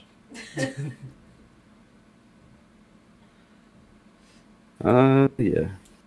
Just like being back. And so he just steps around you and is like, honey, I'm home. Right, so as he basically walks past and gives Clarissa a kiss on her forehead, you notice that there are 3 massive claw marks in the floor against what looks like another summoning circle. Should. I asked Connor, do I want to know? No, you don't. Alright, good enough for me. Right, so do you guys follow him into the lounge area? Or do you want to drop your stuff off over in the bed chamber? I'm going to go and find a spare bed to... Actually, I'm going to go into the bedroom. I'm going to put my bed down on the bed. Then remembering that Padwin exists, look to see if there's somewhere higher I can put it. Okay, so the thing about the bed of holding is that if you take it off, the items that are in it fall out. So it's sort of like a permanent attachment unless you empty it first.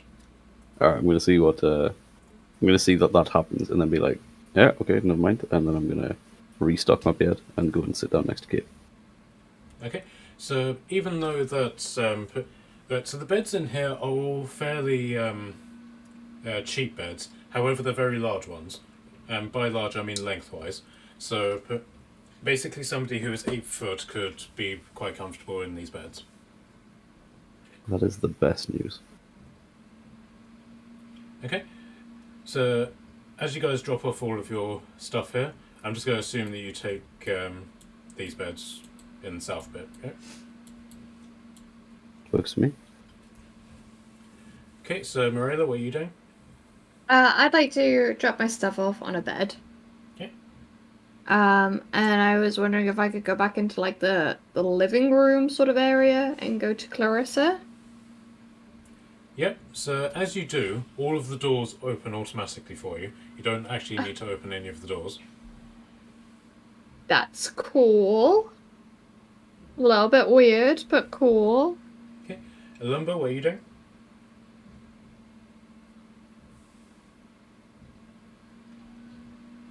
Liam? He did put things in BRB, but I don't know if that's Oh, okay. I'll recent. say Lumber drops his stuff off and then comes and joins in. Same with Turek. Okay, so Marilla, what did you want to do with Clarissa?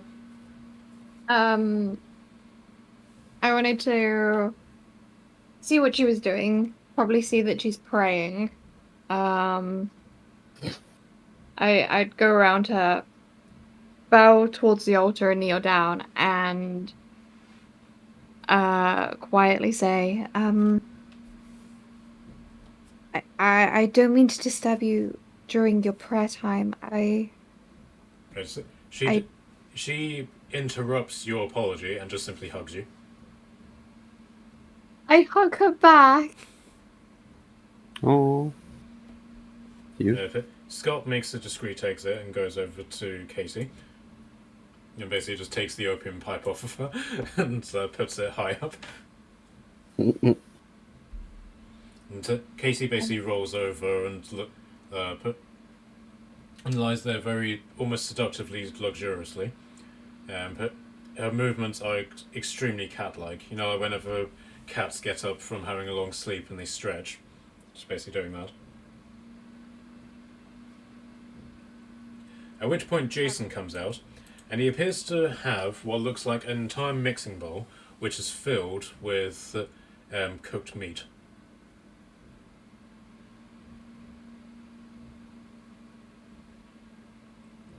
Right, so who wants meat with extra meat? I'm gonna look to make sure there's no Frank in the area. Yeah, that's the point. Frank didn't come in. Because that's the kind of thing Frank would say and then turn on its head. Right, so but at this point, Scott points out Frank is like, what did you do to him? What did we do to Frank, or did Frank do to himself? Well, both. Why is Frank like this? I'm just gonna I mean, point at Lumber. it's an immense improvement, but still. I'm literally just gonna point to Lumber.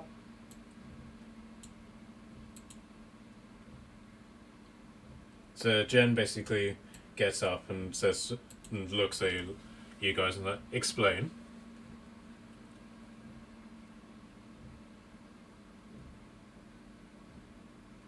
Guys? We used a wish. And there's just like this collective groan from all around the alphas. Technically, we've used 3 wishes, I think. Okay, so then the gelatinous cube rolls into the room and rolls over to you, Marilla, and says, that was very silly of you. I only used 2 of them. I'm not to do with Frank being this way. Like, I'm gonna lean on the word this very strongly. Like, I'm not this way. I didn't make him into that. So Jason basically looks at you, Lumber, and is like, what did you do? He's not back here. Okay, so I'll just simply fast forward through this and just simply say Lumber explains the wish and everyone just sort of makes a collective groan. So Jen basically just gestures you all to sort of come into this area. So if you guys all want to take a seat. Before we sit down, am I able to whisper to Clarissa as we walk over to say thank you? She just simply gives you a nod and smile. Okay, so who's sitting where? I'm sitting closest to the food. Okay, so you're saying next to Jason then.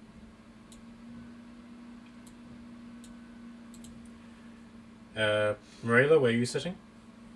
I want to sit on the floor. I'm gonna sit cross-legged on the floor here, Okay. happily. Okay. I'm back. Clarissa Sorry, I got a phone will call. sit on the sofa next to Katie. Scott will sit over here. Put the lumber. Will sit next to Jason. Turek will sit over here. And Jen will sort of take up the lead spot.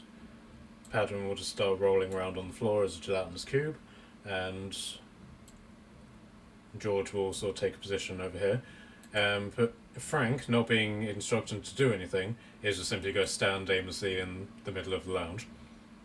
Frank. Is that you back, Liam?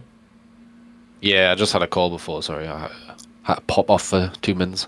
That's alright. Have I missed anything?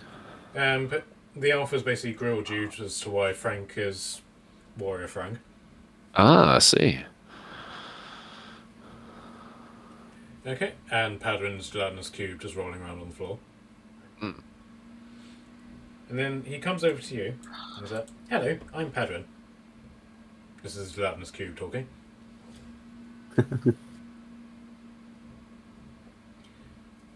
But Scott basically goes, "Padron, it's time to be a cat again." No, but Daddy, no, be a cat again. Come on. If, and then he makes a sort of straining noise, almost like he's trying to force one out, and reappears as a black and orange cat on the floor. He sort of flops on the floor and then shakes his head, and then goes over to you and he's like, "You're Gwyn."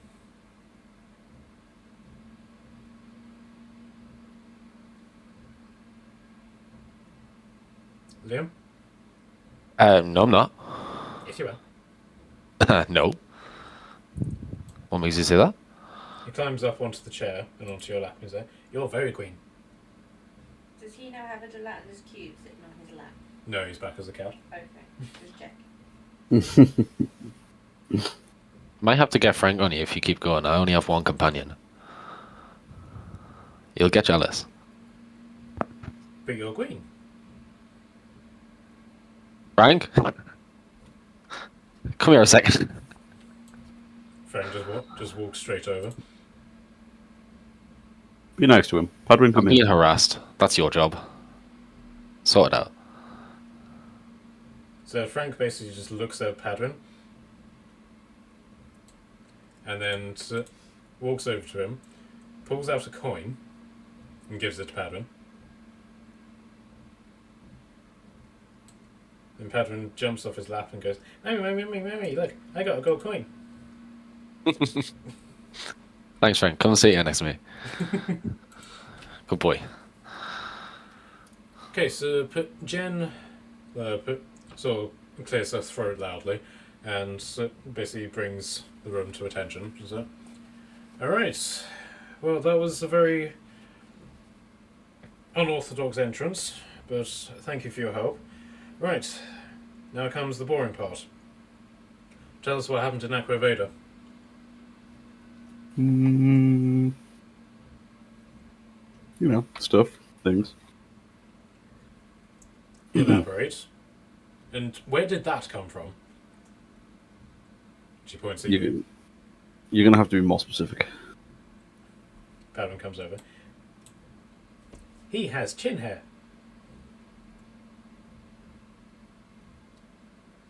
So do you, Padron? Yes. And he climbs up onto your lap.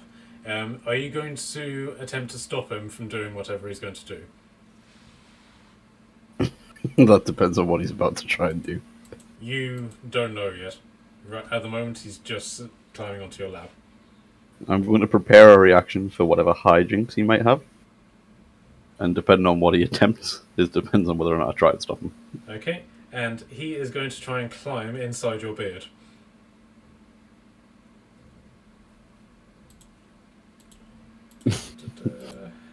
Out of sheer curiosity, I let him attempt to climb inside the Okay. beard.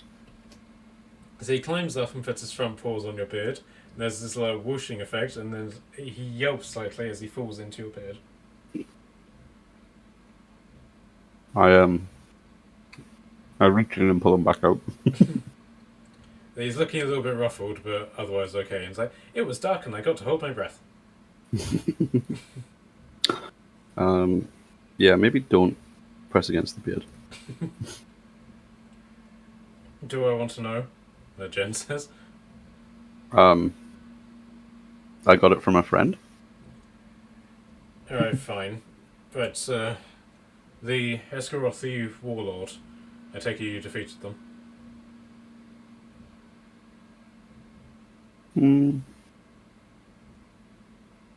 Well, technically, he killed himself. But there was another dude who I think it might be the man in charge, so to speak. Right. And I will tell her about the events of the battle that we had up on the hill. Okay. But, so, Morella or Natalie, do you want to also interject that the same creatures attacked you Yeah. earlier before? Yeah, quite happy to. It's stuck in my face. Right, this being and these shadow warriors, describe them. Did they say anything particular?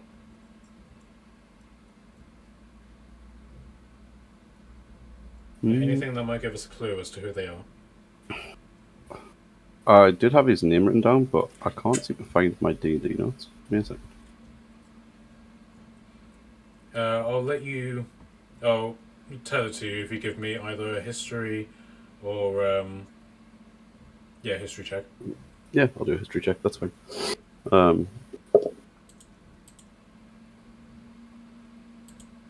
16. Okay, Murad. Murad, that's the one. I do have it, so I don't know where my notes have gone. Which ironically brings us to our sponsor, World Anvil.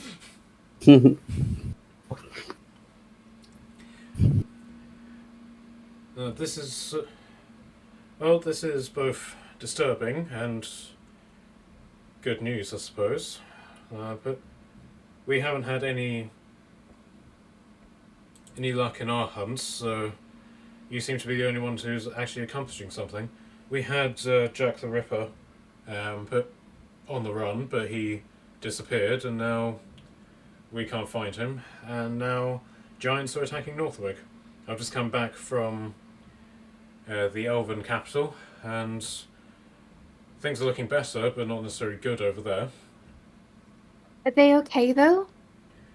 The army suffered immense losses, but about 5,000 are confirmed dead, and we can only assume that they've been raised and joined the army of the dead. But as for where the army of the dead is now, we've no idea. So they literally just vanished in a puff of smoke. Do you know if the temple is okay? As far as we can tell, the capital hasn't been touched. It was only the countryside of Verdansk which was attacked directly.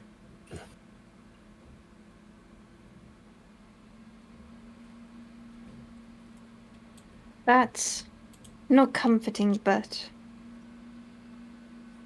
good to hear. At which point Padwin comes over to you and sort of like paws at your arms, sit in your lap. I give him a little screech on the head. Do you let him sit on your lap? Oh yeah, he's allowed to call right up. And he starts singing to himself. The itsy bitsy zombies came out to attack the fort. Down came the fireballs and burned the zombies out. Up came the necromancer and froze them up again. So the itsy bitsy zombies attacked the fort again. Pattern, that's slightly insensitive, but also adorable. Yeah.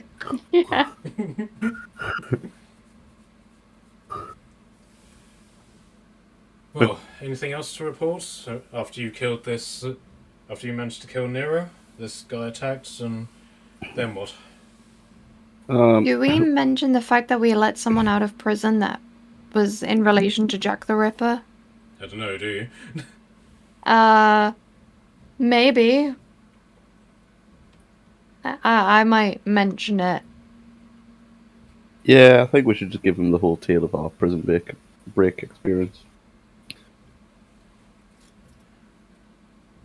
So this being had knowledge of Jack the Ripper directly, almost familiarity. Yeah, And what did didn't really say exactly. He said maybe he was in De Winter and traveled west. West. That's fortunate. If he's still there, we might catch up with him. She looks at Yay. Scott. She looks at Scott very directly, and so we'll discuss that later. But for now, what actually happened with this Nero? You fought him, and he killed himself? So we Well- were winning the battle. He asked for Murad's help to finish us up, and as he jumped, he kind of missed his porthole, I guess, and hit the side of the cliff. Oh, right. Okay. Well, that's anticlimactic, to say the least. I thought it was hilarious. Well, that probably too. Yes. Well, either way, well done. But I know leaving Aquavada to the mercy of the Red Paladins must have been hard for you. She says that particularly to Morella. But Killed a lot of them. oh, that's good. But We left them in good standing. They managed to drive out the paladins from Aqua Veda, and they took some heavy losses. I'm sure that the people left behind will be able to deal with the necessary cleanup. that's good. Who did you pick to look after the Alpha base, by the way? Who did we pick? Was it Hero? I think it was Hero.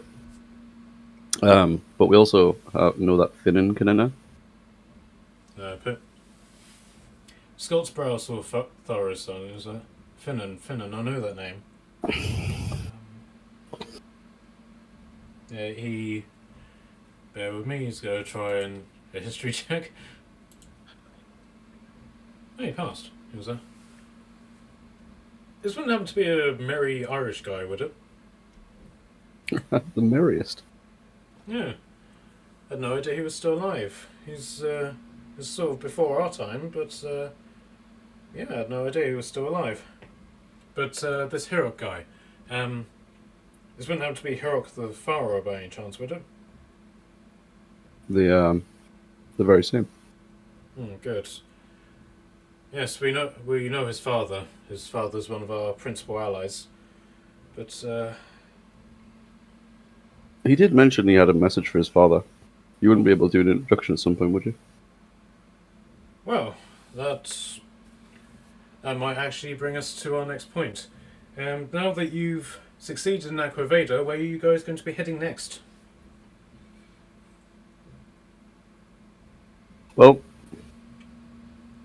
we figured it was best to get back to you guys and see if you had any ideas to where we might be needed most. Well, in all honesty, things are happening everywhere, and George basically comes over with a map of the area and lays it down on the floor. I mean, as you know, Minas Epardis is under attack by the undead. The undead army seems to have vanished, but it's probably best that we have somebody over there in a near permanent capacity.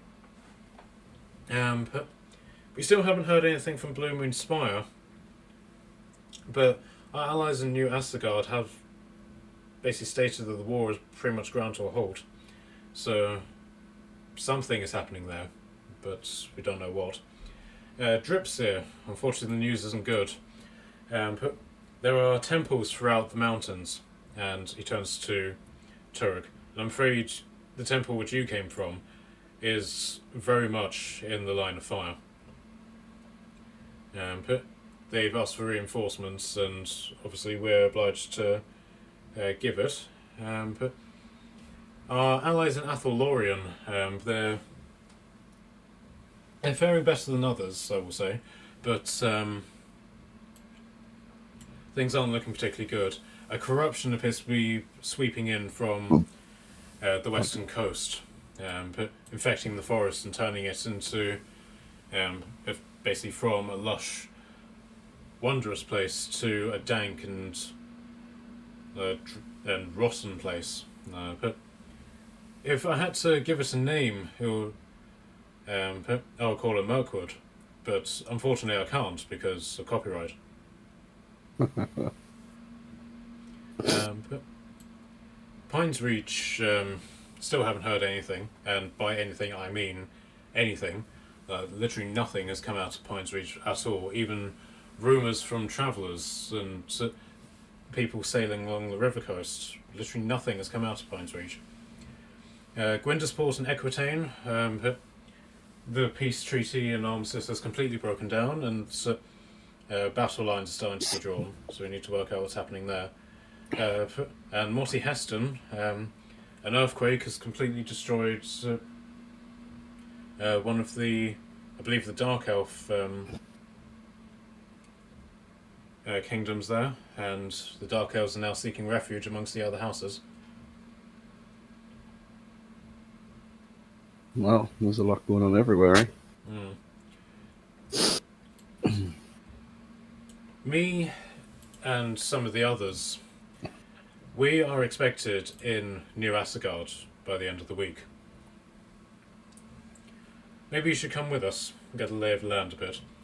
New Asgard is one of the Alpha's most primary allies in this area, and every year it's kind of a ceremony that we journey there to reinforce that allegiance with a declaration of friendship. Maybe it would be best if we joined for that. It would allow us to speak with Hero's father as well. Yes, it would. News of his son would definitely please him, though less so his sister, but that's a story for another day. Then from there, where will you go? All possible destinations on the side of a dice, and we'll roll it. I like the Anyway. idea of either help, like going out to Merisapatis to help your people, or maybe Turok's temple. Yeah, we could also figure out what's happening with Maggie Heston and seeing if we're taking any of them in, I guess, as well. That's true. I wouldn't be surprised if... What's the relationship between Dark Elves and the I High was Elves like? just about to ask that question. What is that I didn't want to situation? say something and then it not be canon. So both, everyone who's interested, can I either get a religion or a history check, please? You can have religion from me. Which is highest. I lied. I have. Mine is a 4. 13. 22. Okay, right, so there's sort of like this definition that all Dark Elves are bloodthirsty murderers. But to a point that they are right, Dark Elves are the only sorts of elves that incorporate slavery and cruelty as an industry, as opposed to the other forces. However, the Dark Elves as a kingdom are just another sort of civilization. They are, however, the ancestral enemies of the High Elves. There hasn't been a war broken out between the High Elves and Dark Elves for the better part of 2,000 years, but there is still that animosity between the two.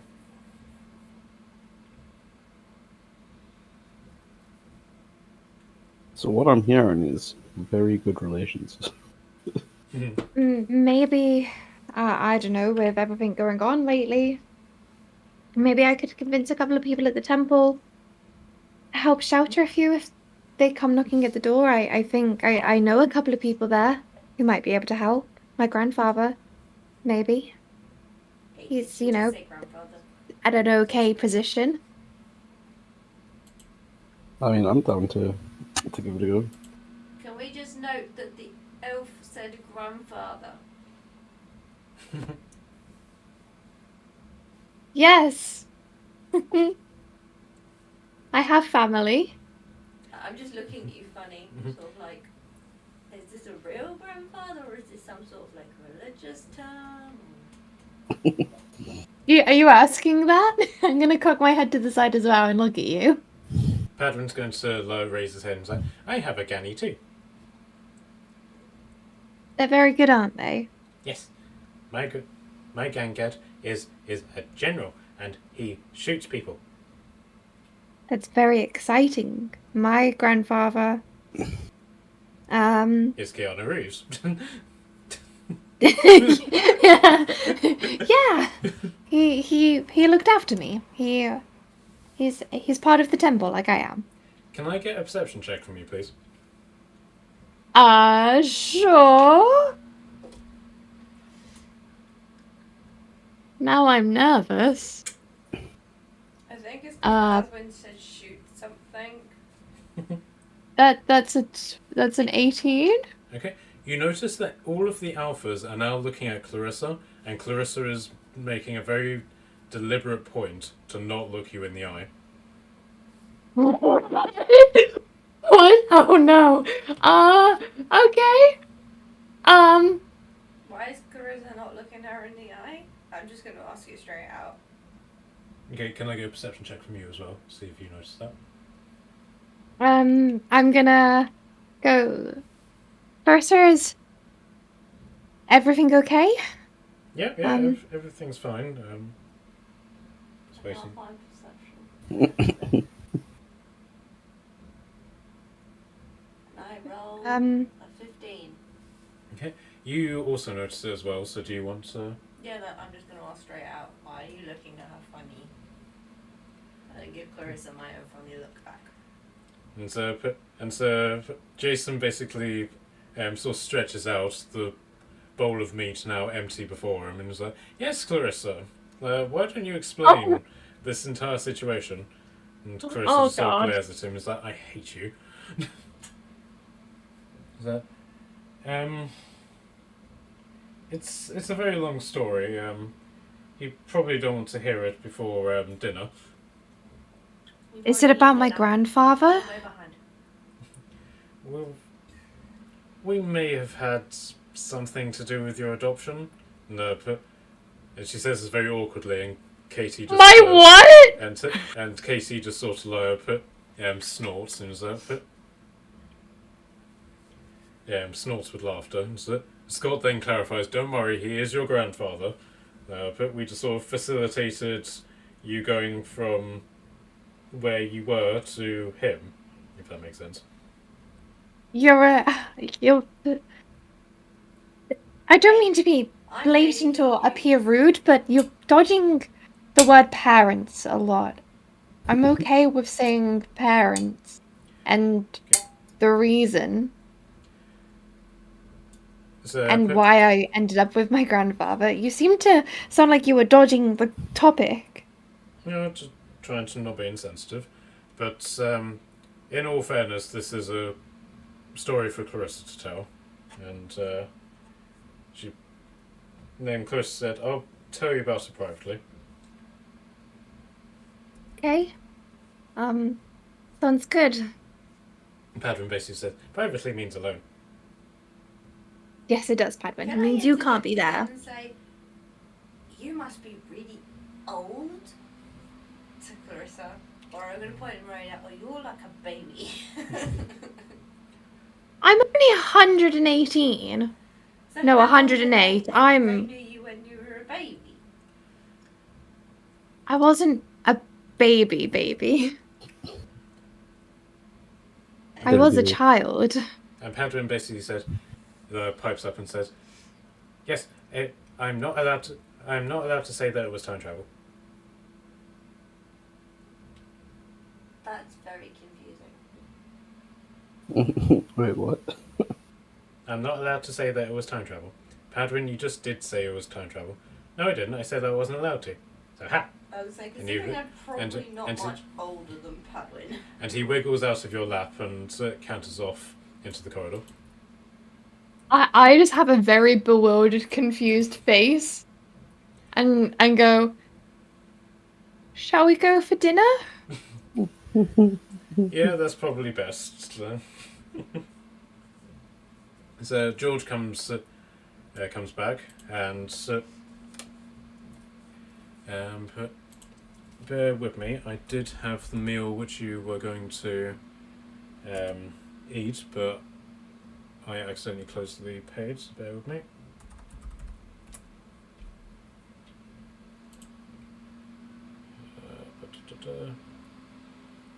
Okay, so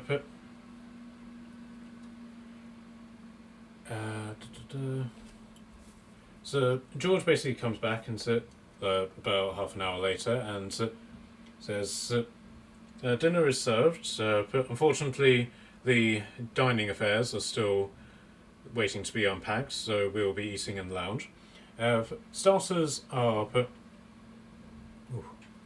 an emerald soup with lichen flatbread, and a main being a rabbit stew with hearth cakes for dessert. And he then This is very fancy. He then, after everyone plates up, he brings over what looks to be a jug and a number of goblets, and goes to each of you and says, "Would you care for some dandelion wine?" Yes, I would. Yes. At which How- point, Connor comes in. He's sinking a bit of horse, and George offers food to him. He's like, "No, I'll wash first and then I'll eat." So he immediately just goes straight into the bathroom and starts washing. Does he sing while he washes? Unfortunately not. He's very reserved in that regard. So, right. So, basically from this point onwards, nothing is really going to happen aside from role-playing activities. So do you guys want to apply your long rest? Yes. Yes, please. Okay.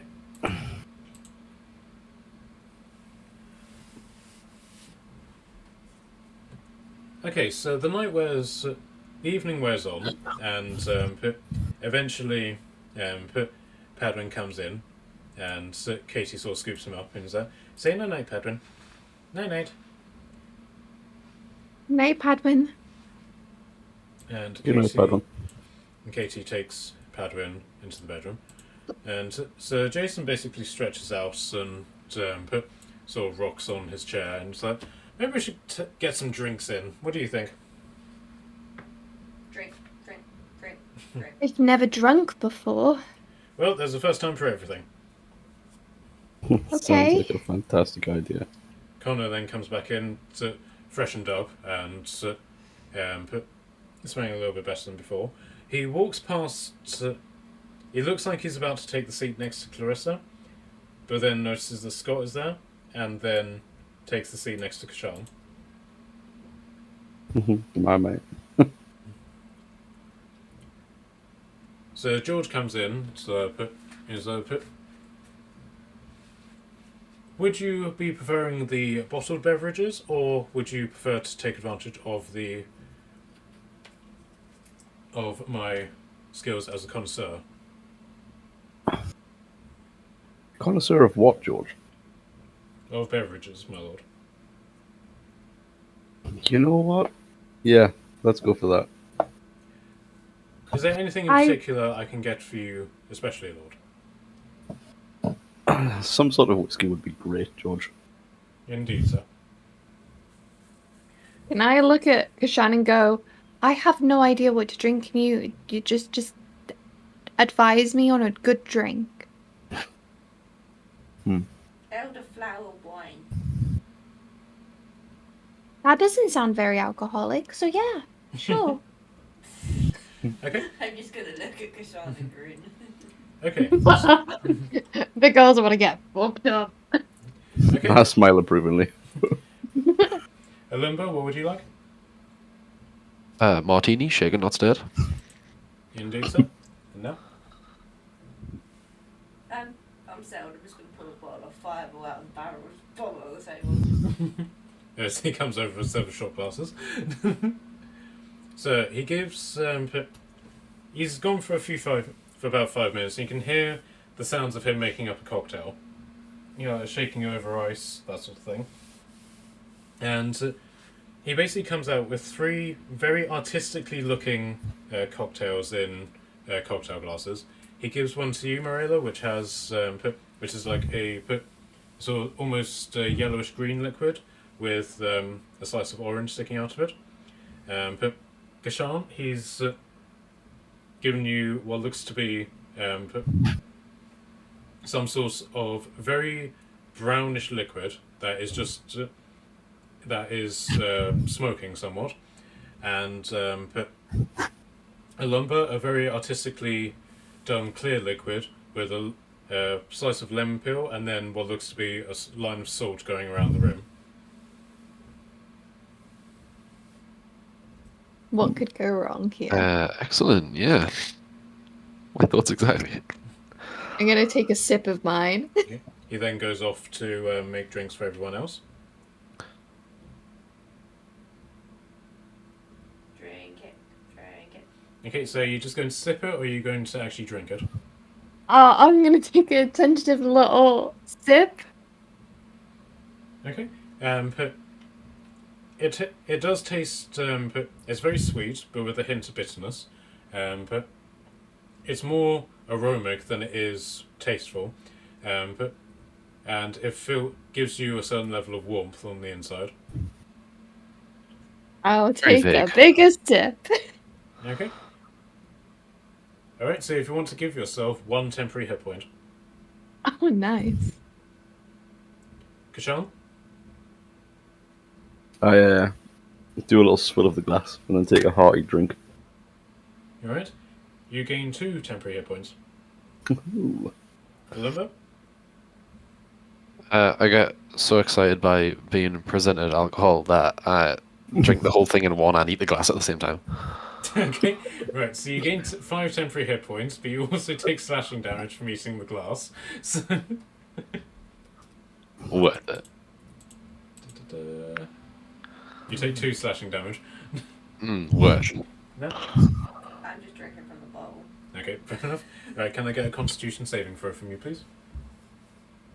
Yeah, well, like, the screen's not being silly.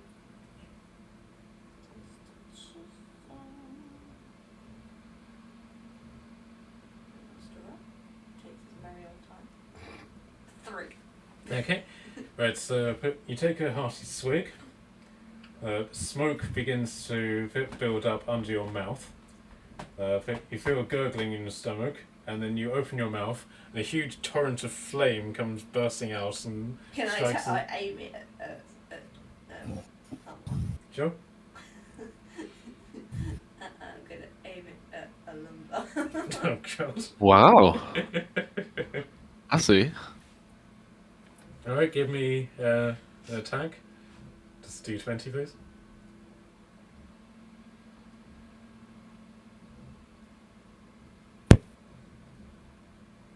Is that me? Oh no. Yeah, nicely. Me, it's his Ah, first okay, time. okay. 17. Does that beat your armor class? Uh-huh.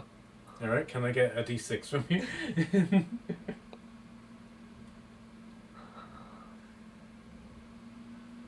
Didn't think you'd do damage.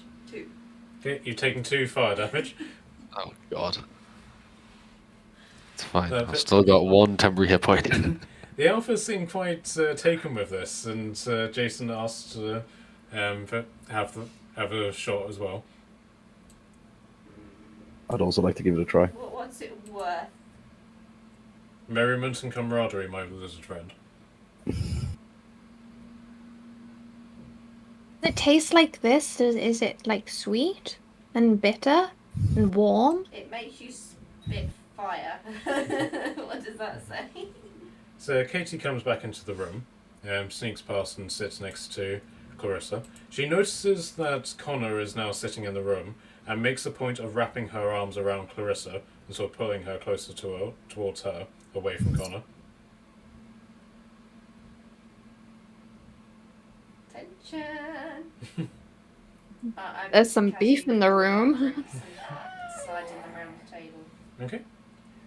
Right, so the evening turns into quite a luxurious affair, and everybody begins chilling out a bit, and eventually, Jason starts suggesting a drinking game. What's a drinking game? Well, given that it's your first time, we'll go with something simple. Okay. We each go in turns. I will say something that I've never done in my life, but if you've done that thing, then you drink.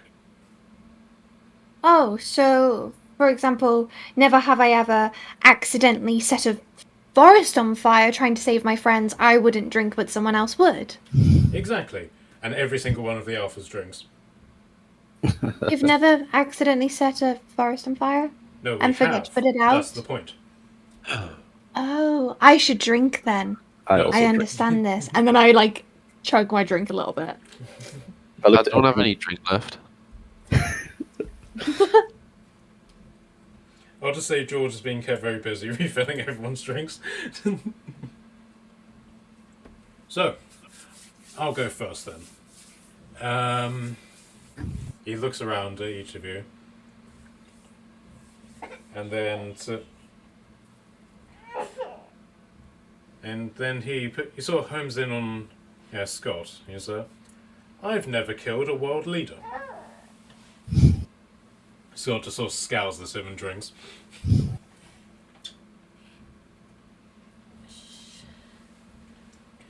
I pipe up from the corner as to what he would define as a world leader. Then turns to Stick, and then Stick's like,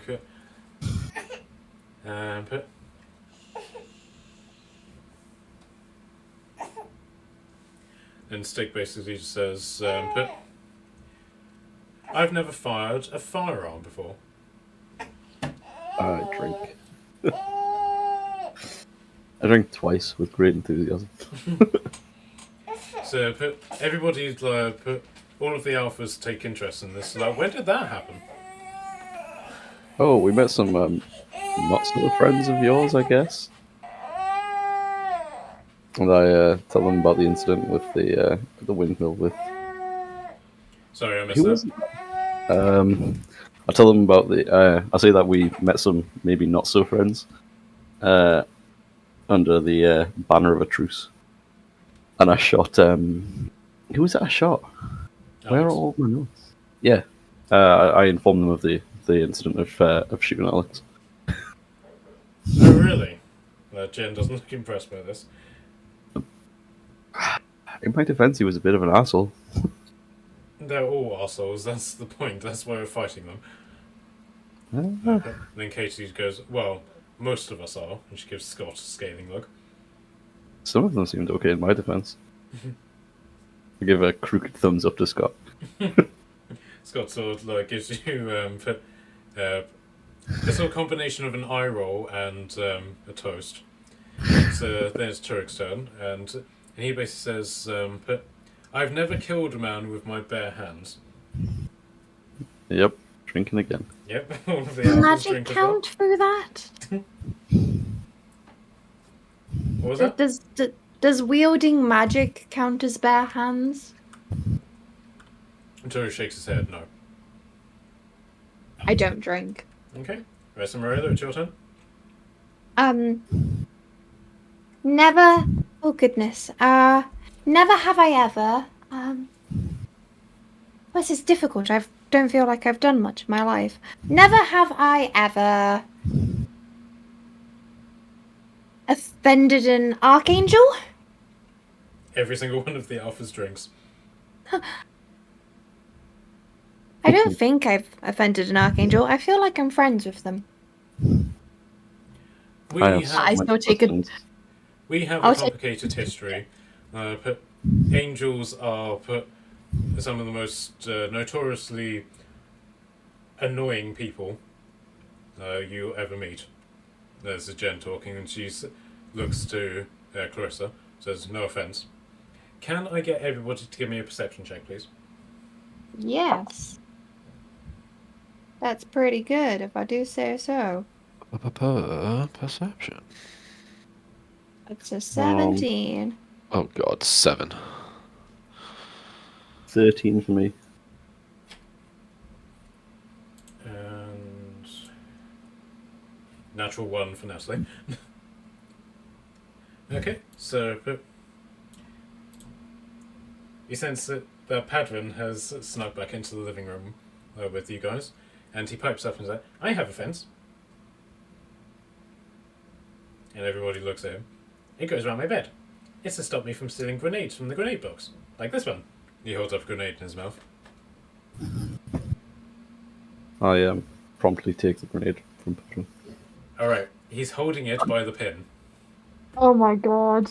I carefully take the grenade from Patrick. Sleight of hand, please.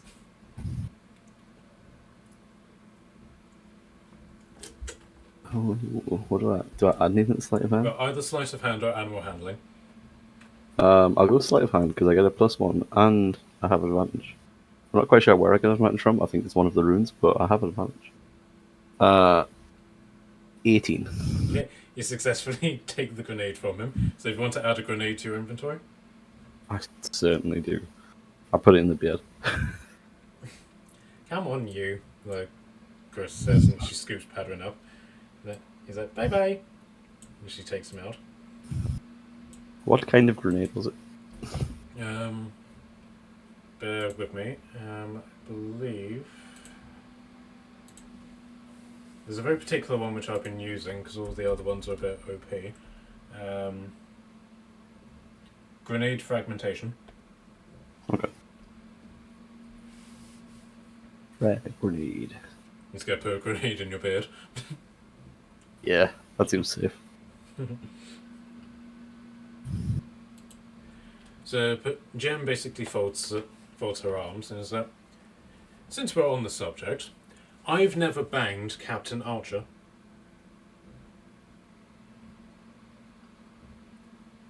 And Scott basically scowls at her and drinks as well.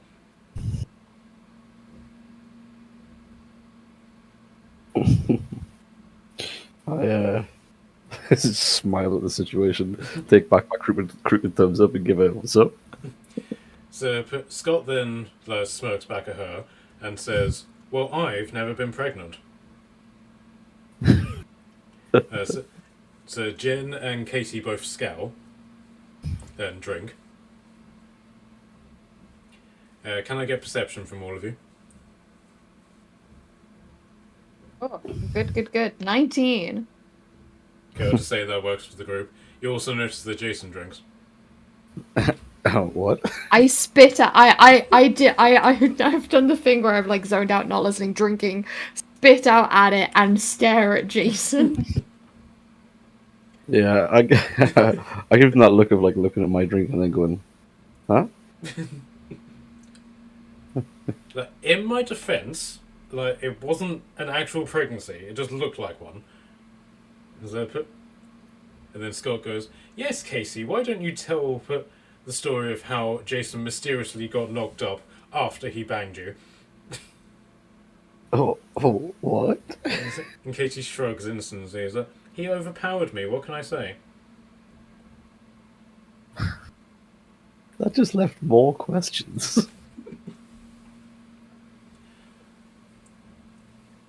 Right. I'll just simply work off of the.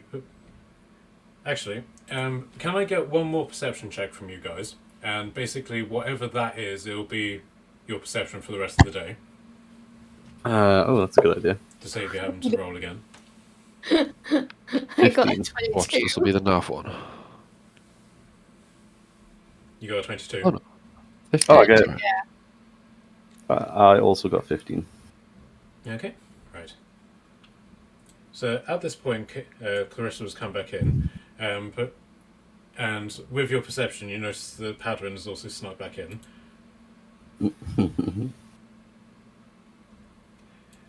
And Clarissa gets to about here while the story is being told, and then Padwin gets to here and he goes, "Oh no!" and puts his paw to his nose.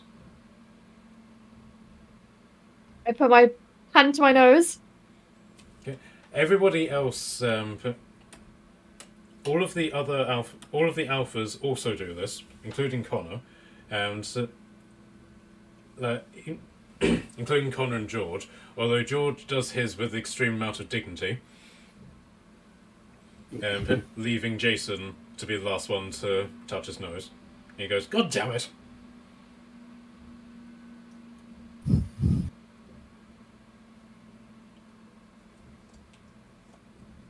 Why are we touching our noses? And Padwin turns around to you, his paw still on his nose. "It's an alpha tradition. The last person to put their paw to their nose is the one who has to does the exposition." I don't know what exposition is.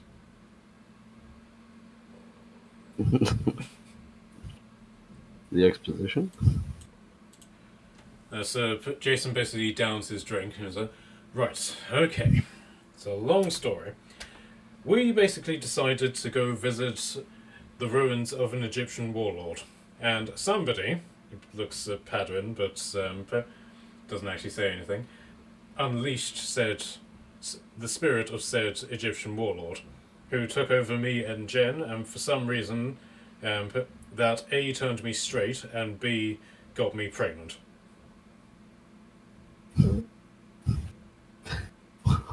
Why is the more this is being explained producing more and more questions? I said, "Oh, sorry." I haven't said. His paw is still on his nose. Until Scott comes along and scoops him up and just keeps him on his lap. I smile at Padwin and say, "I feel like I'm never going to understand," and then carry on, I guess. Okay, what did I have for Katie's?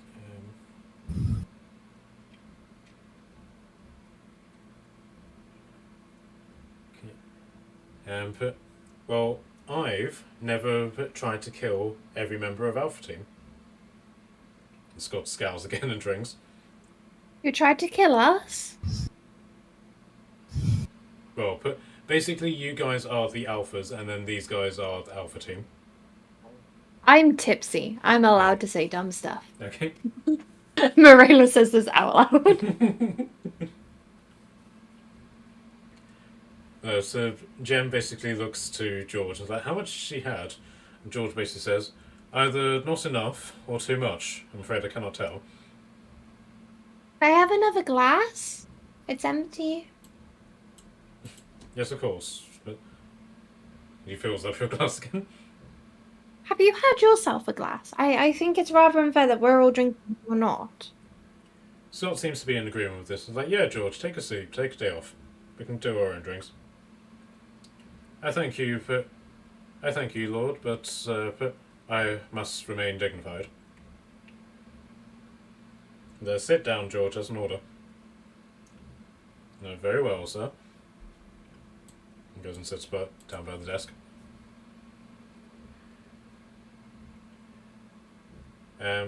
Okay, so Clarissa then says,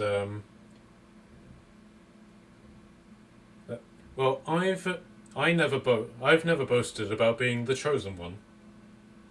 Everyone looks at Scott, who basically looks at them and is like, "I never boasted once about being what I am." Is that? "Oh no, of course you don't. Oh, I'm a Pendragon. Oh, only a Pendragon can wield the sword. Oh, I have the sword of destiny. Oh, Pendragons are so cool. Only the Pendragons are worthy. Drink."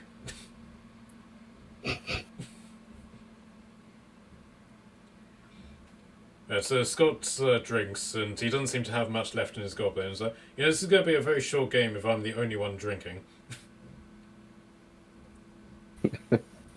Let me see if I can. Let me see if I can fix that. I did have something else, but now I'm curious. Never have I ever slept with someone in this room.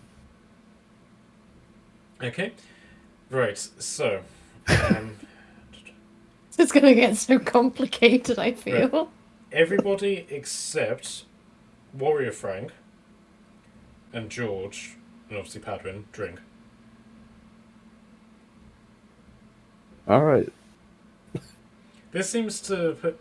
Clarissa sort of raises her eyebrows somewhat and looks around, and she seems to be trying to work out what was what. But then her eyes fall on Connor, and and so you can see across her mind that probably best I don't say anything, and doesn't and basically sits back down, trying to look small. So, but Connor basically drinks and basically, I've never been in a race before. You've never been in a race? Race. Really? All right. It's in I'll like take a drink. running race. Any sort of race. So, Clarissa and Scott drink. Yeah, I take a drink. I've definitely done some sort of race at some point in my life. I'll take a drink. I feel like there would have been some sort of funny race with the kids at the temple. Okay. Egg and spoon race. Oh, in that case, and then everybody drinks. And then Padman comes over to you and says, I had a race. I had a race against my tail. Like this. He starts chasing his tail, like a dog would. The question is, Padwin, who won? You or your tail? I'll tell you when I catch it. Very good. Okay, so Frank, not being instructed to actually say anything, doesn't say anything. So Lumber, it's your turn. Never have I ever been hit on by Frank, OG Frank. Take a drink. You mean Warrior Frank or Original Frank? Original Frank. Every single person drinks, Yeah, I'm just gonna Including- chug this one. including George. I drink everything. It's a totem, but it says, never have I ever set something on fire deliberately. I Oh, I take a take- drink. I take so many drinks. Yeah, all of the others drink as well. So Jason smiles and said, never have I ever grown a beard. I don't drink. Nope, not me. Mine's just Velcro. It's Stick thinks for a moment and he says, never have I ever taken flight. And Clarissa scowls at him and drinks. And Pavin's like, I can fly. And he makes a sort of tensing motion and turns into a little bat. I'm so confused by this cat's abilities. Look, I'm a bat. I'm a bat cat. Yes, you are. I'm a bat cat. He flies up to the ceiling and hides in the rafters.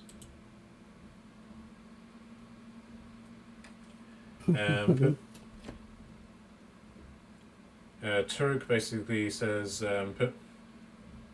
never have I ever killed a warlord of Esgaroth.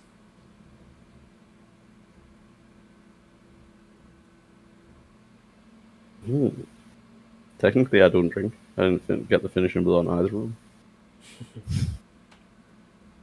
Which is most disappointing because I fully suplexed the window. Yeah, unfortunately nobody drinks because, if memory serves, it was Docker who killed the... Yeah, the I think he Wendigo. got the final strike. he's And like, Nero "Oh," technically and shrugs. topped himself. Okay, so Marilla, it's your turn.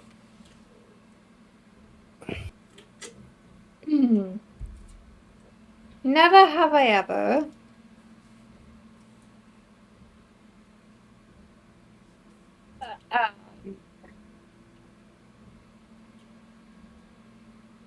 Never have I ever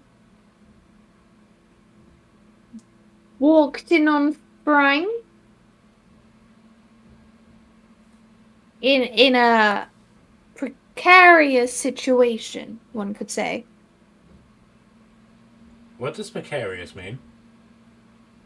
I am slightly too tipsy to explain to you, little one. But Jason seems to be of the same mind. So, yeah, with Frank being precarious is a very broad definition. Are you saying caught in the act of what we think you're saying? Her face just flushes red and she just like snorts into her drink. We'll take that as a yes. All of the alphas drink. Feel like we have, right?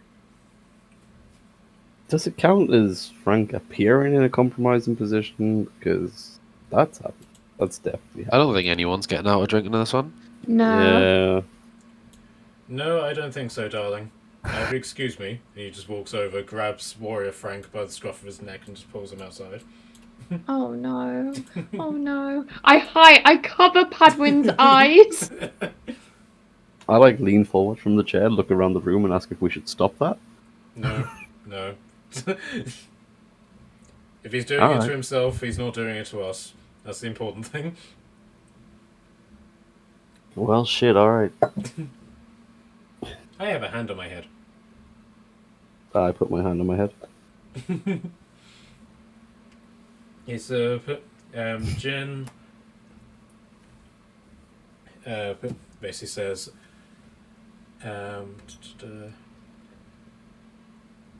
I've never banged Frank. And Jason drinks. I look to a lumber.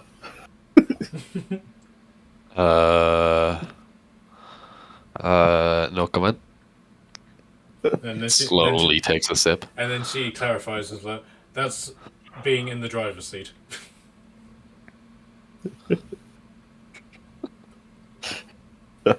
I look back to a lumber.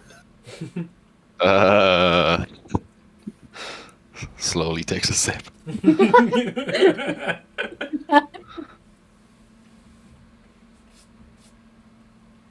Okay. Brave decision. Okay,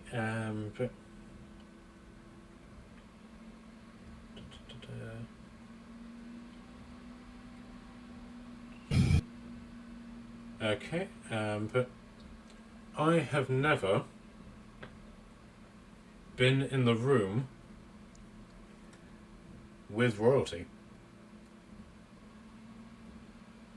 I take a drink. Take a sip. Yep.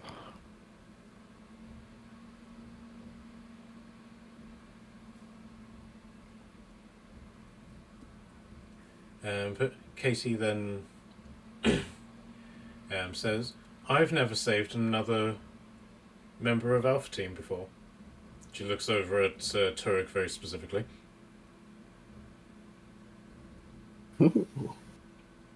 Drink up, big man. So Turek drinks. But Clarissa then gives each of you a somewhat smirky look and says, I've never come face to face with a Kraken before. Duty. All right, let's clarify. I came face to face with the Kraken. I friend. had venom spit in my face by the Kraken. I That's think it counts. It's a Jen basically. Wait, what? I also look back and I'm like, also, how did you know? Oh yeah. I have my sources. And she looks evasive, and Katie then said, Michael told you, didn't you? Yes.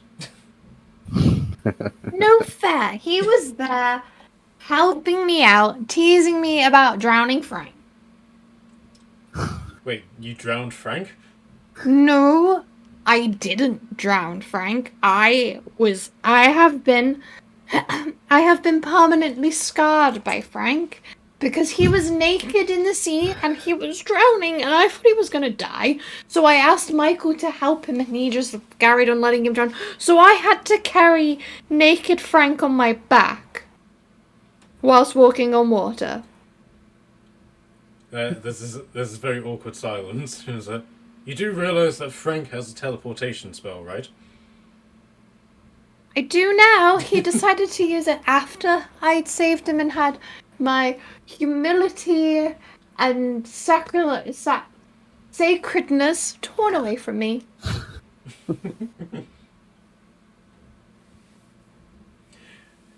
Right? So Clarissa's like, okay, that took a turn. Kishan, it's your turn. Oh, is it my turn again? I wasn't ready for that. Okay. Alright. Trying to think of some of the silly things that we've done. Alright, I look towards Totem. This is also and, an opportunity for you to get some backstory out of the alphas as well. Well, I am curious as to how this goes out, but never have I ever launched a companion at a wall. Okay, No, look- so, Autumn, drink up. yeah, so Torden drinks, Jason drinks, Scott drinks, Clarissa drinks, and Jen drinks. Is there a thing with the alphas and throwing people against walls? I wouldn't necessarily say it's a thing, more just like it's a tactic that we never really learned from. Makes sense. If it helps, all of our cases were the same wall. I was thrown against a tower wall because someone miscalculated the throw. How do you all get launched against the same wall? It was a very Yeah. strong wall. All at one time, or like did you take goes? And we draw lots and then went one after the other. Were you trying to break the wall down? Why were we trying to break through that wall? No, Padwin locked us out again. Oh, yeah. We were trying to break down the wall. If you didn't try to picklock it? Yes, Scott. Why didn't we try to pick the lock? Because I left my lock-picking tools inside the locked house. Yes. And we're never going to do that again, are we? No. So, hang on. Your response is to launch yourselves. Was there not a window? Well, more directly, one person was launching everybody else against the wall. And then, once that person ran out of spell slots, we then took up the slack. Sounds pretty standard to me. I'm seriously questioning the brain cells left in the room. Okay, so who's next? Connor. So Connor is looking quite tipsy, and he looks over at Clarissa and is like, but I've never been with more than one person at a time. And Clarissa just sort of scowls at him. And so Clarissa, Casey, and Scott all drink, and also so does Jason. I also drink. It's Number? unfair for some of us. Am I drinking or am I going to say the next? Next thing. Having a okay. Have I ever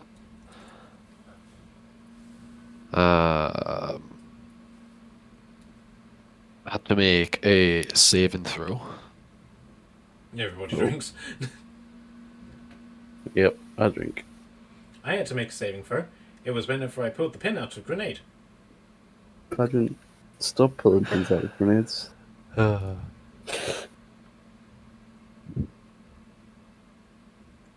so he then starts swaying on the spot and just keels over, flops onto the floor fast asleep. In a somewhat drunken stupor, I look at Padron on the floor and consider that he's turned into a bat just previously, and then been playing with grenades, and like sit and look at Scott and be like, have you ever considered turning him into like an aerial weapon? Like just turn him into a bat, let him fly off with a grenade? No, so Jason basically quirks up and is like, yes, that is something that we've done. It's interesting. Yeah. I love that. And lean back into the So Tordum basically says that I've never been in a barrel.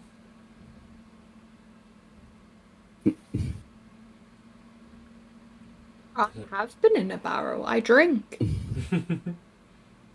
I also drink. I've been in the barrel too. So Jason then says, I've never wielded the magic sword of destiny. Will you stop calling it that? Drink. And so Scott drinks.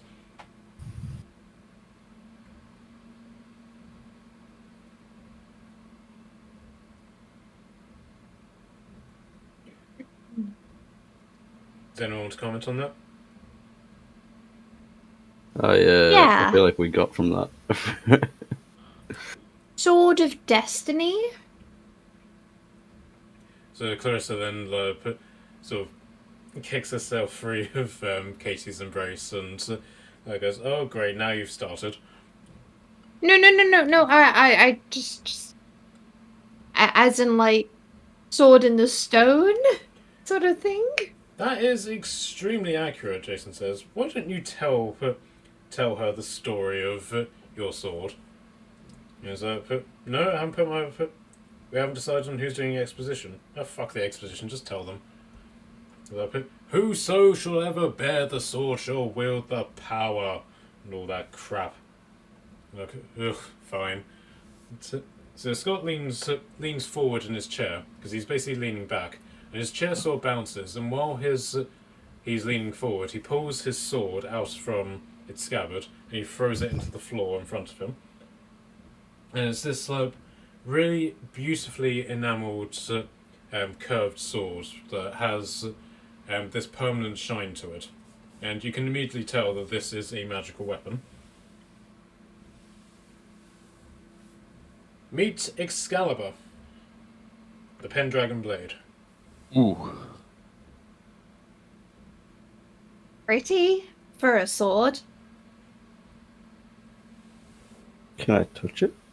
Of course you can, he says somewhat smugly. Alright, I attempt to touch the sword. By the hilt. Okay, it's sticking straight up out of the ground as if like it's sword in the stone sort of thing. So you go try and pull it out?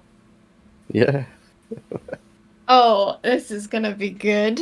without doubt, I'm gonna try that. Strength check? Oh, we're good at those. That's 24. Okay, so it's basically like that situation in Age of Ultron where Thor has set his hammer down and everyone's trying to pull it out. And Can't move it. and he's basically sitting there looking really smug. And when you go to pull it, you do actually move it somewhat. You're not able to actually pull it up as if like you can wield it, but you do move it. He seems to be the only person who's noticed. Yes, nothing. No, you can't pull it out. Wow, it's really stuck there. So it's not just a stone, eh?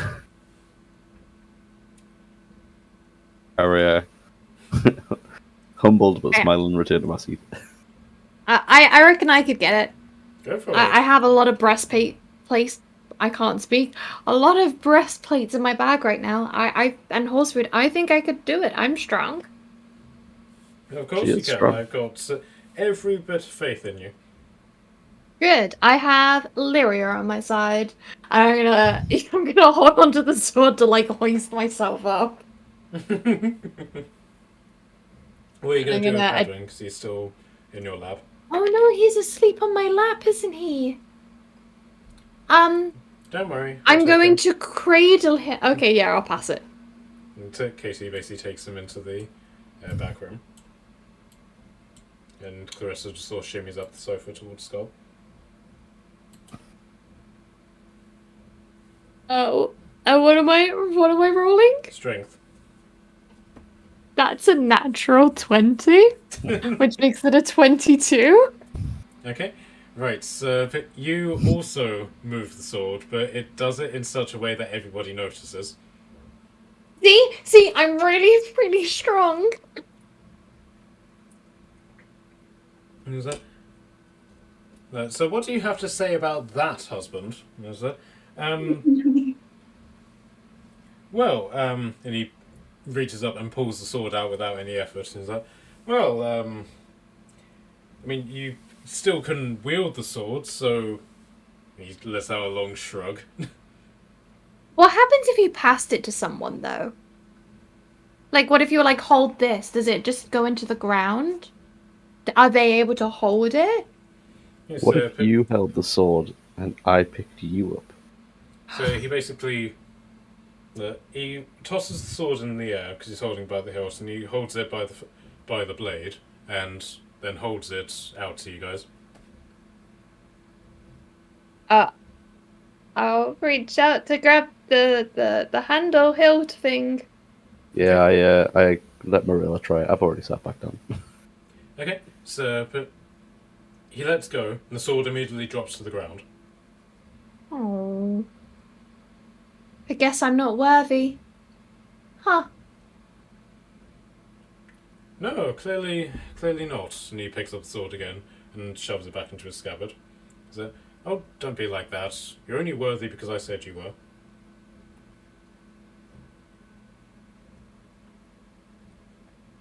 I like this sword. We all need swords like this. And so Jen basically then pipes up with it. Well then, in that case, I've never been the Lady of the Lake. And Clarissa scowls and drinks. Oh, wait.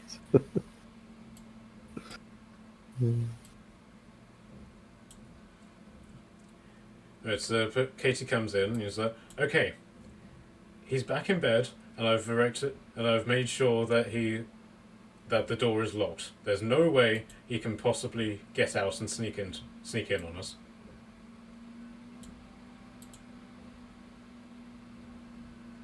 I sidle over to Connor and say that I bet him 5 silver that Padman finds his way back in. I'll see that. How much? 5 silver. Done.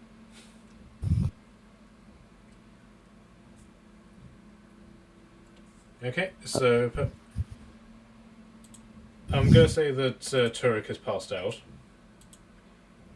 Because I can't think of ones that he would say. So, Marilla, if you want to do one. Never have I ever seen an undead with their own eye. Okay, all of the alphas drink. I also drink. And then Clarissa says, wait, do we have to drink for every single undead that we've seen? No, I think that would be quite bad because I don't know how many I saw. I had my eyes closed a lot, and then I'd open them and I'd see them, and I'd close them again, and I'd open them and I'd see them. Oh, thank God. Well, thank Dad, I rather. think this wine's gone to my head. I feel an odd sensation in my hands. Yeah, that's normal. But the only way to fix it is to drink more.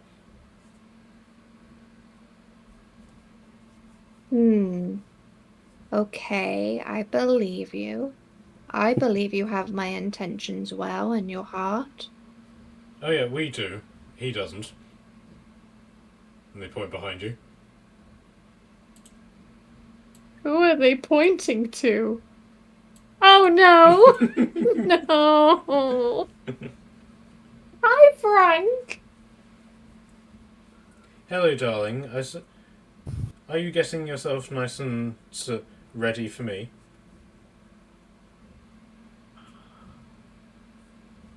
Frank, I'm going to be completely upfront and honest. I haven't the foggiest what you mean by that. What do you mean, get ready? Leave her alone, Frank. She's vulnerable. But, My name's Marilla. but darling, vulnerable is the best. Go away, Frank. Go bang yourself wherever you put him. I will. Thank you. Disappears.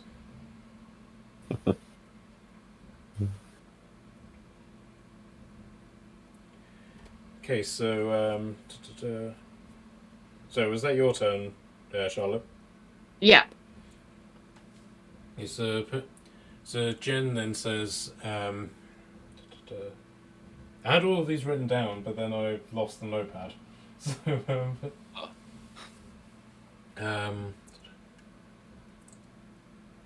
I've never killed a succubus.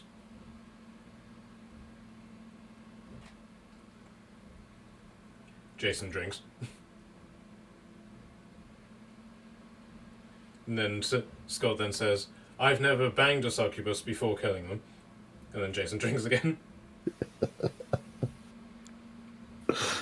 I'm trying to think of like interesting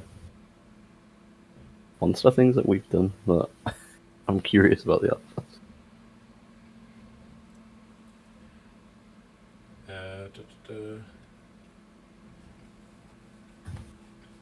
I've never been in a fist fight with Michael.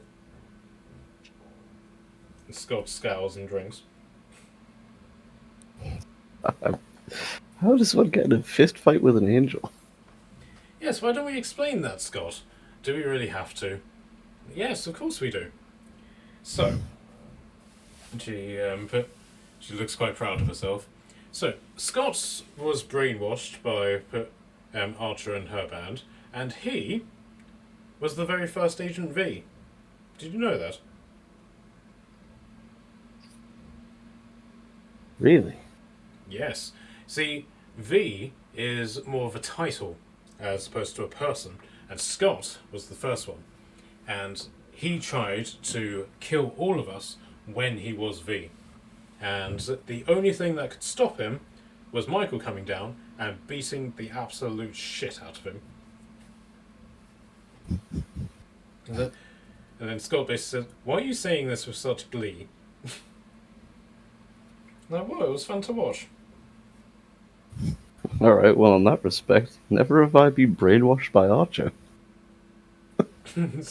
Scott then drinks, as does Jason. On the topic, where did she get that weapon from? You're talking about that cannon that she has on her back? That's a polite way of putting it. Well, the people of America are substantially more technologically advanced than us. It's, I mean, we've been trying to replicate the technology for years, but haven't had any success. The closest thing that we've come to are the grenades. We've got a prototype wandering around somewhere, but we've never been able to make it work reliably. Damn, that thing was fun. And Alex was an ass. God, I'd like to shoot that guy again. Yes, and exactly what did you do while you were Agent V, Scott? Do we really need to go through this again? Absolutely we do. Exactly what were your orders in regards to your undercover work with Archer? And he sighs and says, I was supposed to pretend to be her partner, and we took that undercoverness a little bit too far. But I was being brainwashed at the time.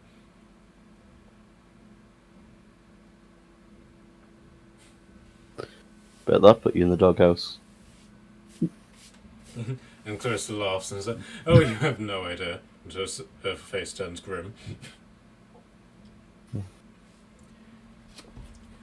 Speaking of which, I have a question about the dog. The dog? Yeah. And he was there when we first showed up into winter. And was also what led us to Archer in the first place for that meme. Oh, you mean him? Oh, what do you want to know about him?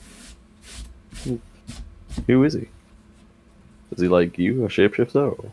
Oh, no, he's not like us. Have you ever considered casting Detect Magic on him, or anything like that? Look at the weapons that are currently still strapped to me and be like, do I look like a spellcaster? Okay, that's fair enough. But, how much do you know about the Norse god Odin? Are you trying to tell me that that dog's Fenrir? Surprisingly, yes. Fenrir and Odin are destined to meet in devastating combat that will end the world. And Fenrir basically wanders the seven realms looking for Odin.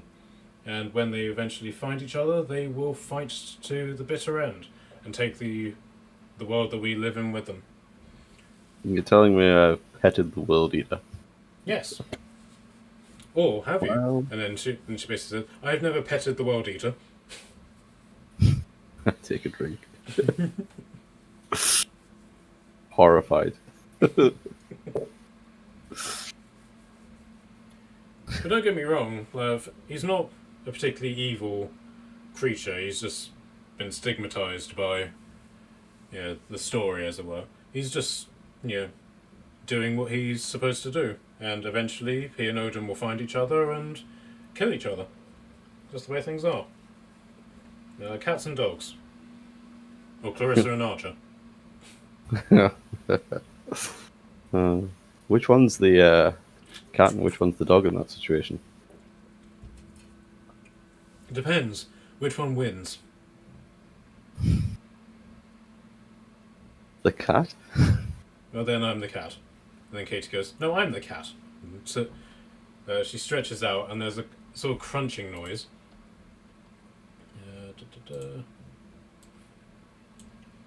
And she turns into a tiger. Love that.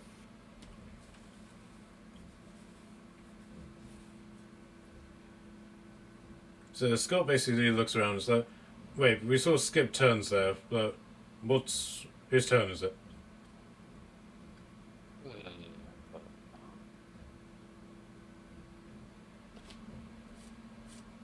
Yes. I looked at Conan, I think that say that it's his go.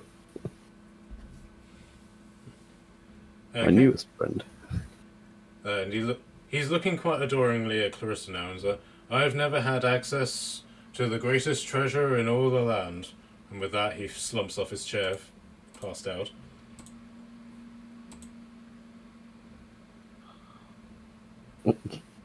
This is led by an awkward silence. I looked at Scott, expected him to be the person to drink. And then Scott sort of picks up and is like, oh yeah, and then drinks. And then looks to Katie, who's basically just like gives him a look, I'm a tiger, I can't drink.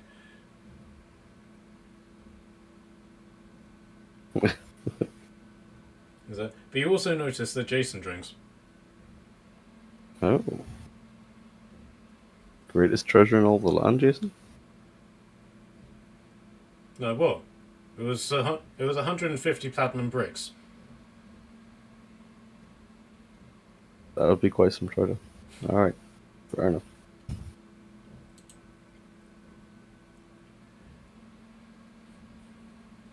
Lumber, do you want to take your turn? Can I get Warrior Frank to take a turn?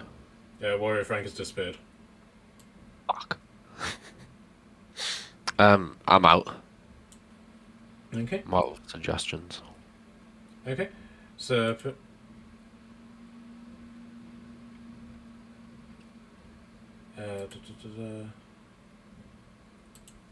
Okay, so Casey then transforms back into herself, and so basically says to Scott, I've never been the head of a guild of assassins. And Scott basically just scowls at her and drinks, and then promptly says, well, I've never banged every member of Alpha Team. And Katie scowls again and drinks. I look around the room to Clarissa and Jen and look to Katie. Every member? And this also appears to be news to Clarissa as well. And she basically looks from Casey to Jen and goes, when did that happen? I looked at Clarissa and Katie and asked when that happened. And then Oh, women! and Jen basically, in a very similar way to how Morella blushes, is blushing furiously and just goes, "That was an unfortunate spooning accident." What? Okay, and with your perception, you also realise that Jason is also drunk. Yo, men! And then Clarissa basically just shakes her head and is like, wait, stop. And then she looks from Scott to Jason and is like, when did that happen?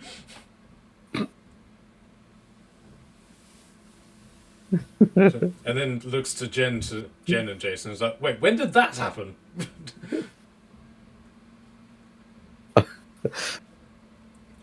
I look between Jason and Stick and wonder when did that happen.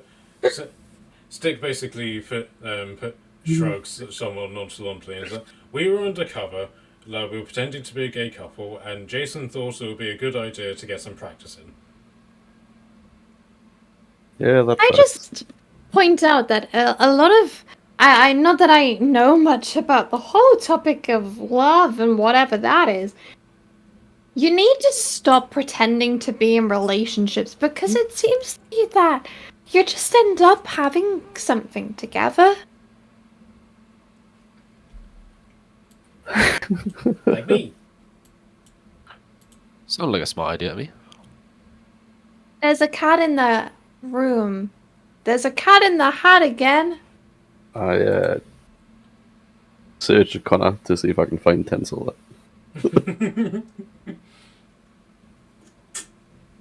Give me investigation. Yep. A 12. Yeah, you find your silver. Cool. I leave a note saying Padwin came back in his pocket in place of the silver. So Clarissa's looking very accusingly at Jen, and Jason basically says, it was last week when we were going up against that Jin. And Jen was like, wait, does that really count? It didn't technically happen. I was like, well, it felt real. I was like, yeah, I suppose that's true. I was like, we were hunting a Jin. Have you ever hunted a Jin before? Can't say that I have. Well, one of their defense mechanisms is to make the people who are hunting them experience very vivid hallucinations. That sounds horrible. And what it did with us was it put us into this utopia world where we were married.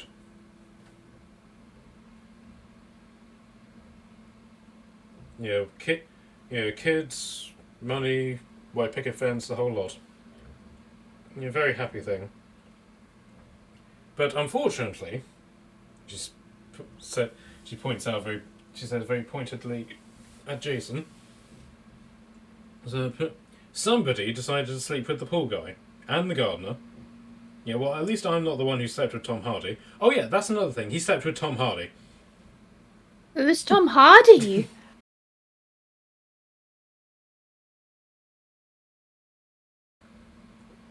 Extremely She looks jealous. at you she looks at you not amused. Like, you know exactly who Tom Hardy is. Give me 2 seconds whilst I quickly go onto a thing called Google. Wait, you weren't joking? What? Oh, it's him! I've not seen him in anything. Oh dear. Oh dear. Oh, wait, he was in... Wait, what? He was in Suicide Squad? Alright, I hear my bed calling. Good night. Yeah, Wait, right. what? What? Does Charlotte live under a rock?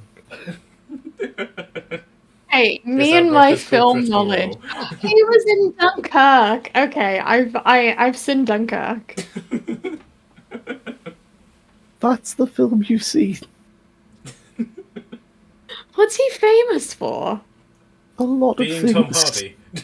Literally just Tom Hardy things, yeah. He's not like... Okay, sure. Put it this way: before Henry Cavill, he was the Henry Cavill of the universe. Well, Henry Cavill is 1,000 times prettier. I think it depends on what you're looking for in a man. Slight I'm disagreement, not. You know. Simple answer. I'm not. That's fair. I mean, me neither. However, out of either two of them offer themselves to me, and I mean, I might be turning. That's also true. I mean, I suppose if Henry Cavill came up to you, if Tom Hardy came up to me, I'd probably say no. I think that depends on the picture you're looking at, to be fair. He has some interesting looks. Yeah, he's been through some He's been transformations. through some phases, hasn't he? Yeah. Like, yeah, Warrior- no, really Warrior not being Tom Har- sold. Warrior Tom Hardy versus Bronson Tom Hardy are two very different characters. I'm more Legend Tom Hardy, but like Legend Tom Hardy, the absolutely. non-psychopathic one. What's Legend? Yeah, the good Have you crit. seen Legend? You need to watch Legend. What's That's- Legend? I It's have about a the very craze specific. It's a story about the most famous British gangsters in the world. True. That's not Yeah. Peaky Blinders. He is also in Peaky Blinders. Peaky Blinders. Yeah. I've never seen it. You should watch Legend. If I tell you what my Legend. favorite film is, it'll explain a lot about me. Critical Role, the movie. No, my favorite film is Peter Pan 2003 or How to Train Your Dragon. Okay, Natalie would agree with you in that regard, so I can I mean- allow that. So like my expertise lie in Disney animation and the history of it. Let's be honest. How to Train Your Dragon is incredible. Yeah, It's the best trilogy in the entire world. It's above Lord of the Rings, and I will stand by that. and it's got Gerald Butler in it. I don't know. The second one's a bit weak. Some mad opinions being thrown about in this Discord. I'm not gonna lie. I don't know. I don't know about that. I don't think all three movies stand up individually. Yeah, All Yeah. three Lord of the Rings films. Matt, you should clip this and be like controversial film opinions. Person doesn't know who Tom Hardy is and thinks Lord of the Rings is worse than How to Train Your Dragon. I don't Like, know. let's be honest, right? I've got a censor alert. Viewer discretion advice, sort of thing. Right. Let's be honest and stack it up for a second. Alright? If you go like movie by movie, Fellowship and the first one are pretty much on par. I'd say The Two Towers is definitely better than the second How to Train Your Dragon movie. And then No, I still again- stand by it. The music of Lord of the Rings, stunning. The last Lord of the Rings and first Lord of the Rings, stunning. But the whole of How to Train Your Dragon can make me bawl. Someone can just turn a song on and I will know the scene and the dialogue and I will be crying. Right, let's put that to the test. Oh no, oh goodness. Oh, Right. don't. You're stressing me. It's been a hot minute since I watched them, and by a hot minute, I mean 2 months. Okay, I'm going to send you for a tavern version of the How to Train Your Dragon theme song and see if Okay. it makes you cry. Instantly I've not soft cried bottom. on this campaign yet. I've been doing good. Right, I mean, what we need though is a toothless V Smaug. Me and my friend wrote a mini fan fiction like that. We just wrote like over text to each other of if Smorg ended up in the How to Train Your Dragon universe and became one of the pets, like Toothless and stuff. But there's a channel which you need to watch called How It Should Have Ended. There's one where they do one Yeah. for The Hobbit where they do actually try to tame Smaug. It's so good.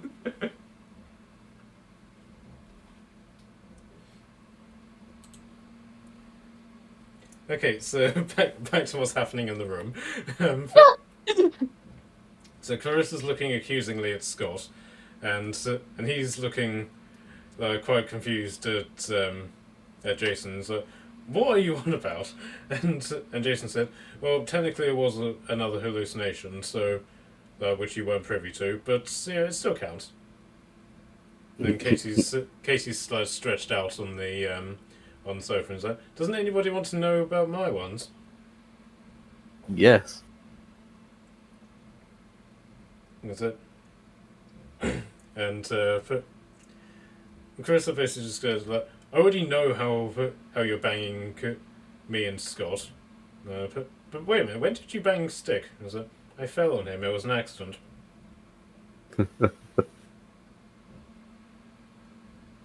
What about Jen? I need to know about this spooning accident. Because that isn't an accident. But, give me persuasion, please. 30? Okay, unfortunately, that's not enough to make her divulge. And so, but oh, look at the time. I need to put Padwin to bed. Come on, Padwin.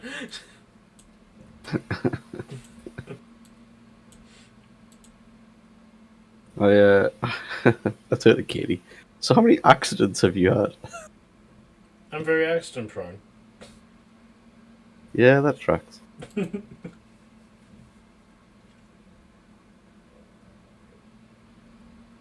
Oh, well, it is getting on. I feel like I should go to bed too. Right, so the team all sort of agrees with that, and so yeah, some of us have got some early starts in the morning.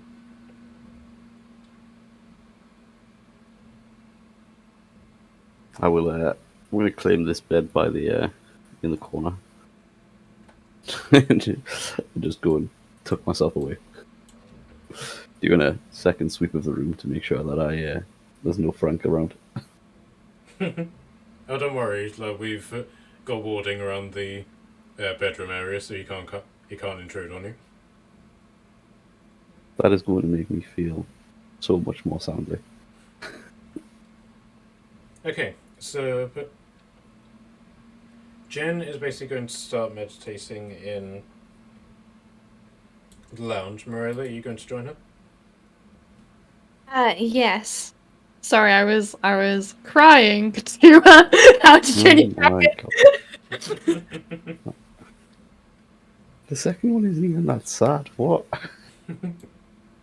Yes, I will go to meditate, and I think I actually need to meditate. After that statement being said. Right, so these two are going to go to bed. Scott is basically going to stay up. But Jason is going to stagger into his bed and just like flop face down on the bed because he's drunk quite a lot. But Stick is basically going to just drag Turek and just dump him on the bed and then go to sleep himself. And Torton will go to bed as well. George will simply stand to attention, waiting for everything to pass, and somewhere along the line someone will drag Connor to bed as well. Limber, what are you doing? I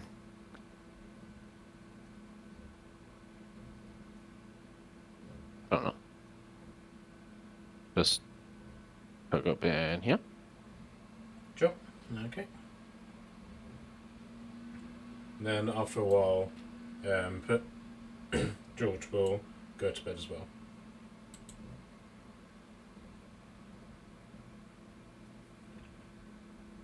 Okay, shall we call the session there? Sounds good. Yeah. Yeah, could do. The little bean got drunk. Yes, your first drinking session. How drunk is Morella right now? That depends on the Constitution saving throw that you'll make in the morning. Oh goodness! Oh no!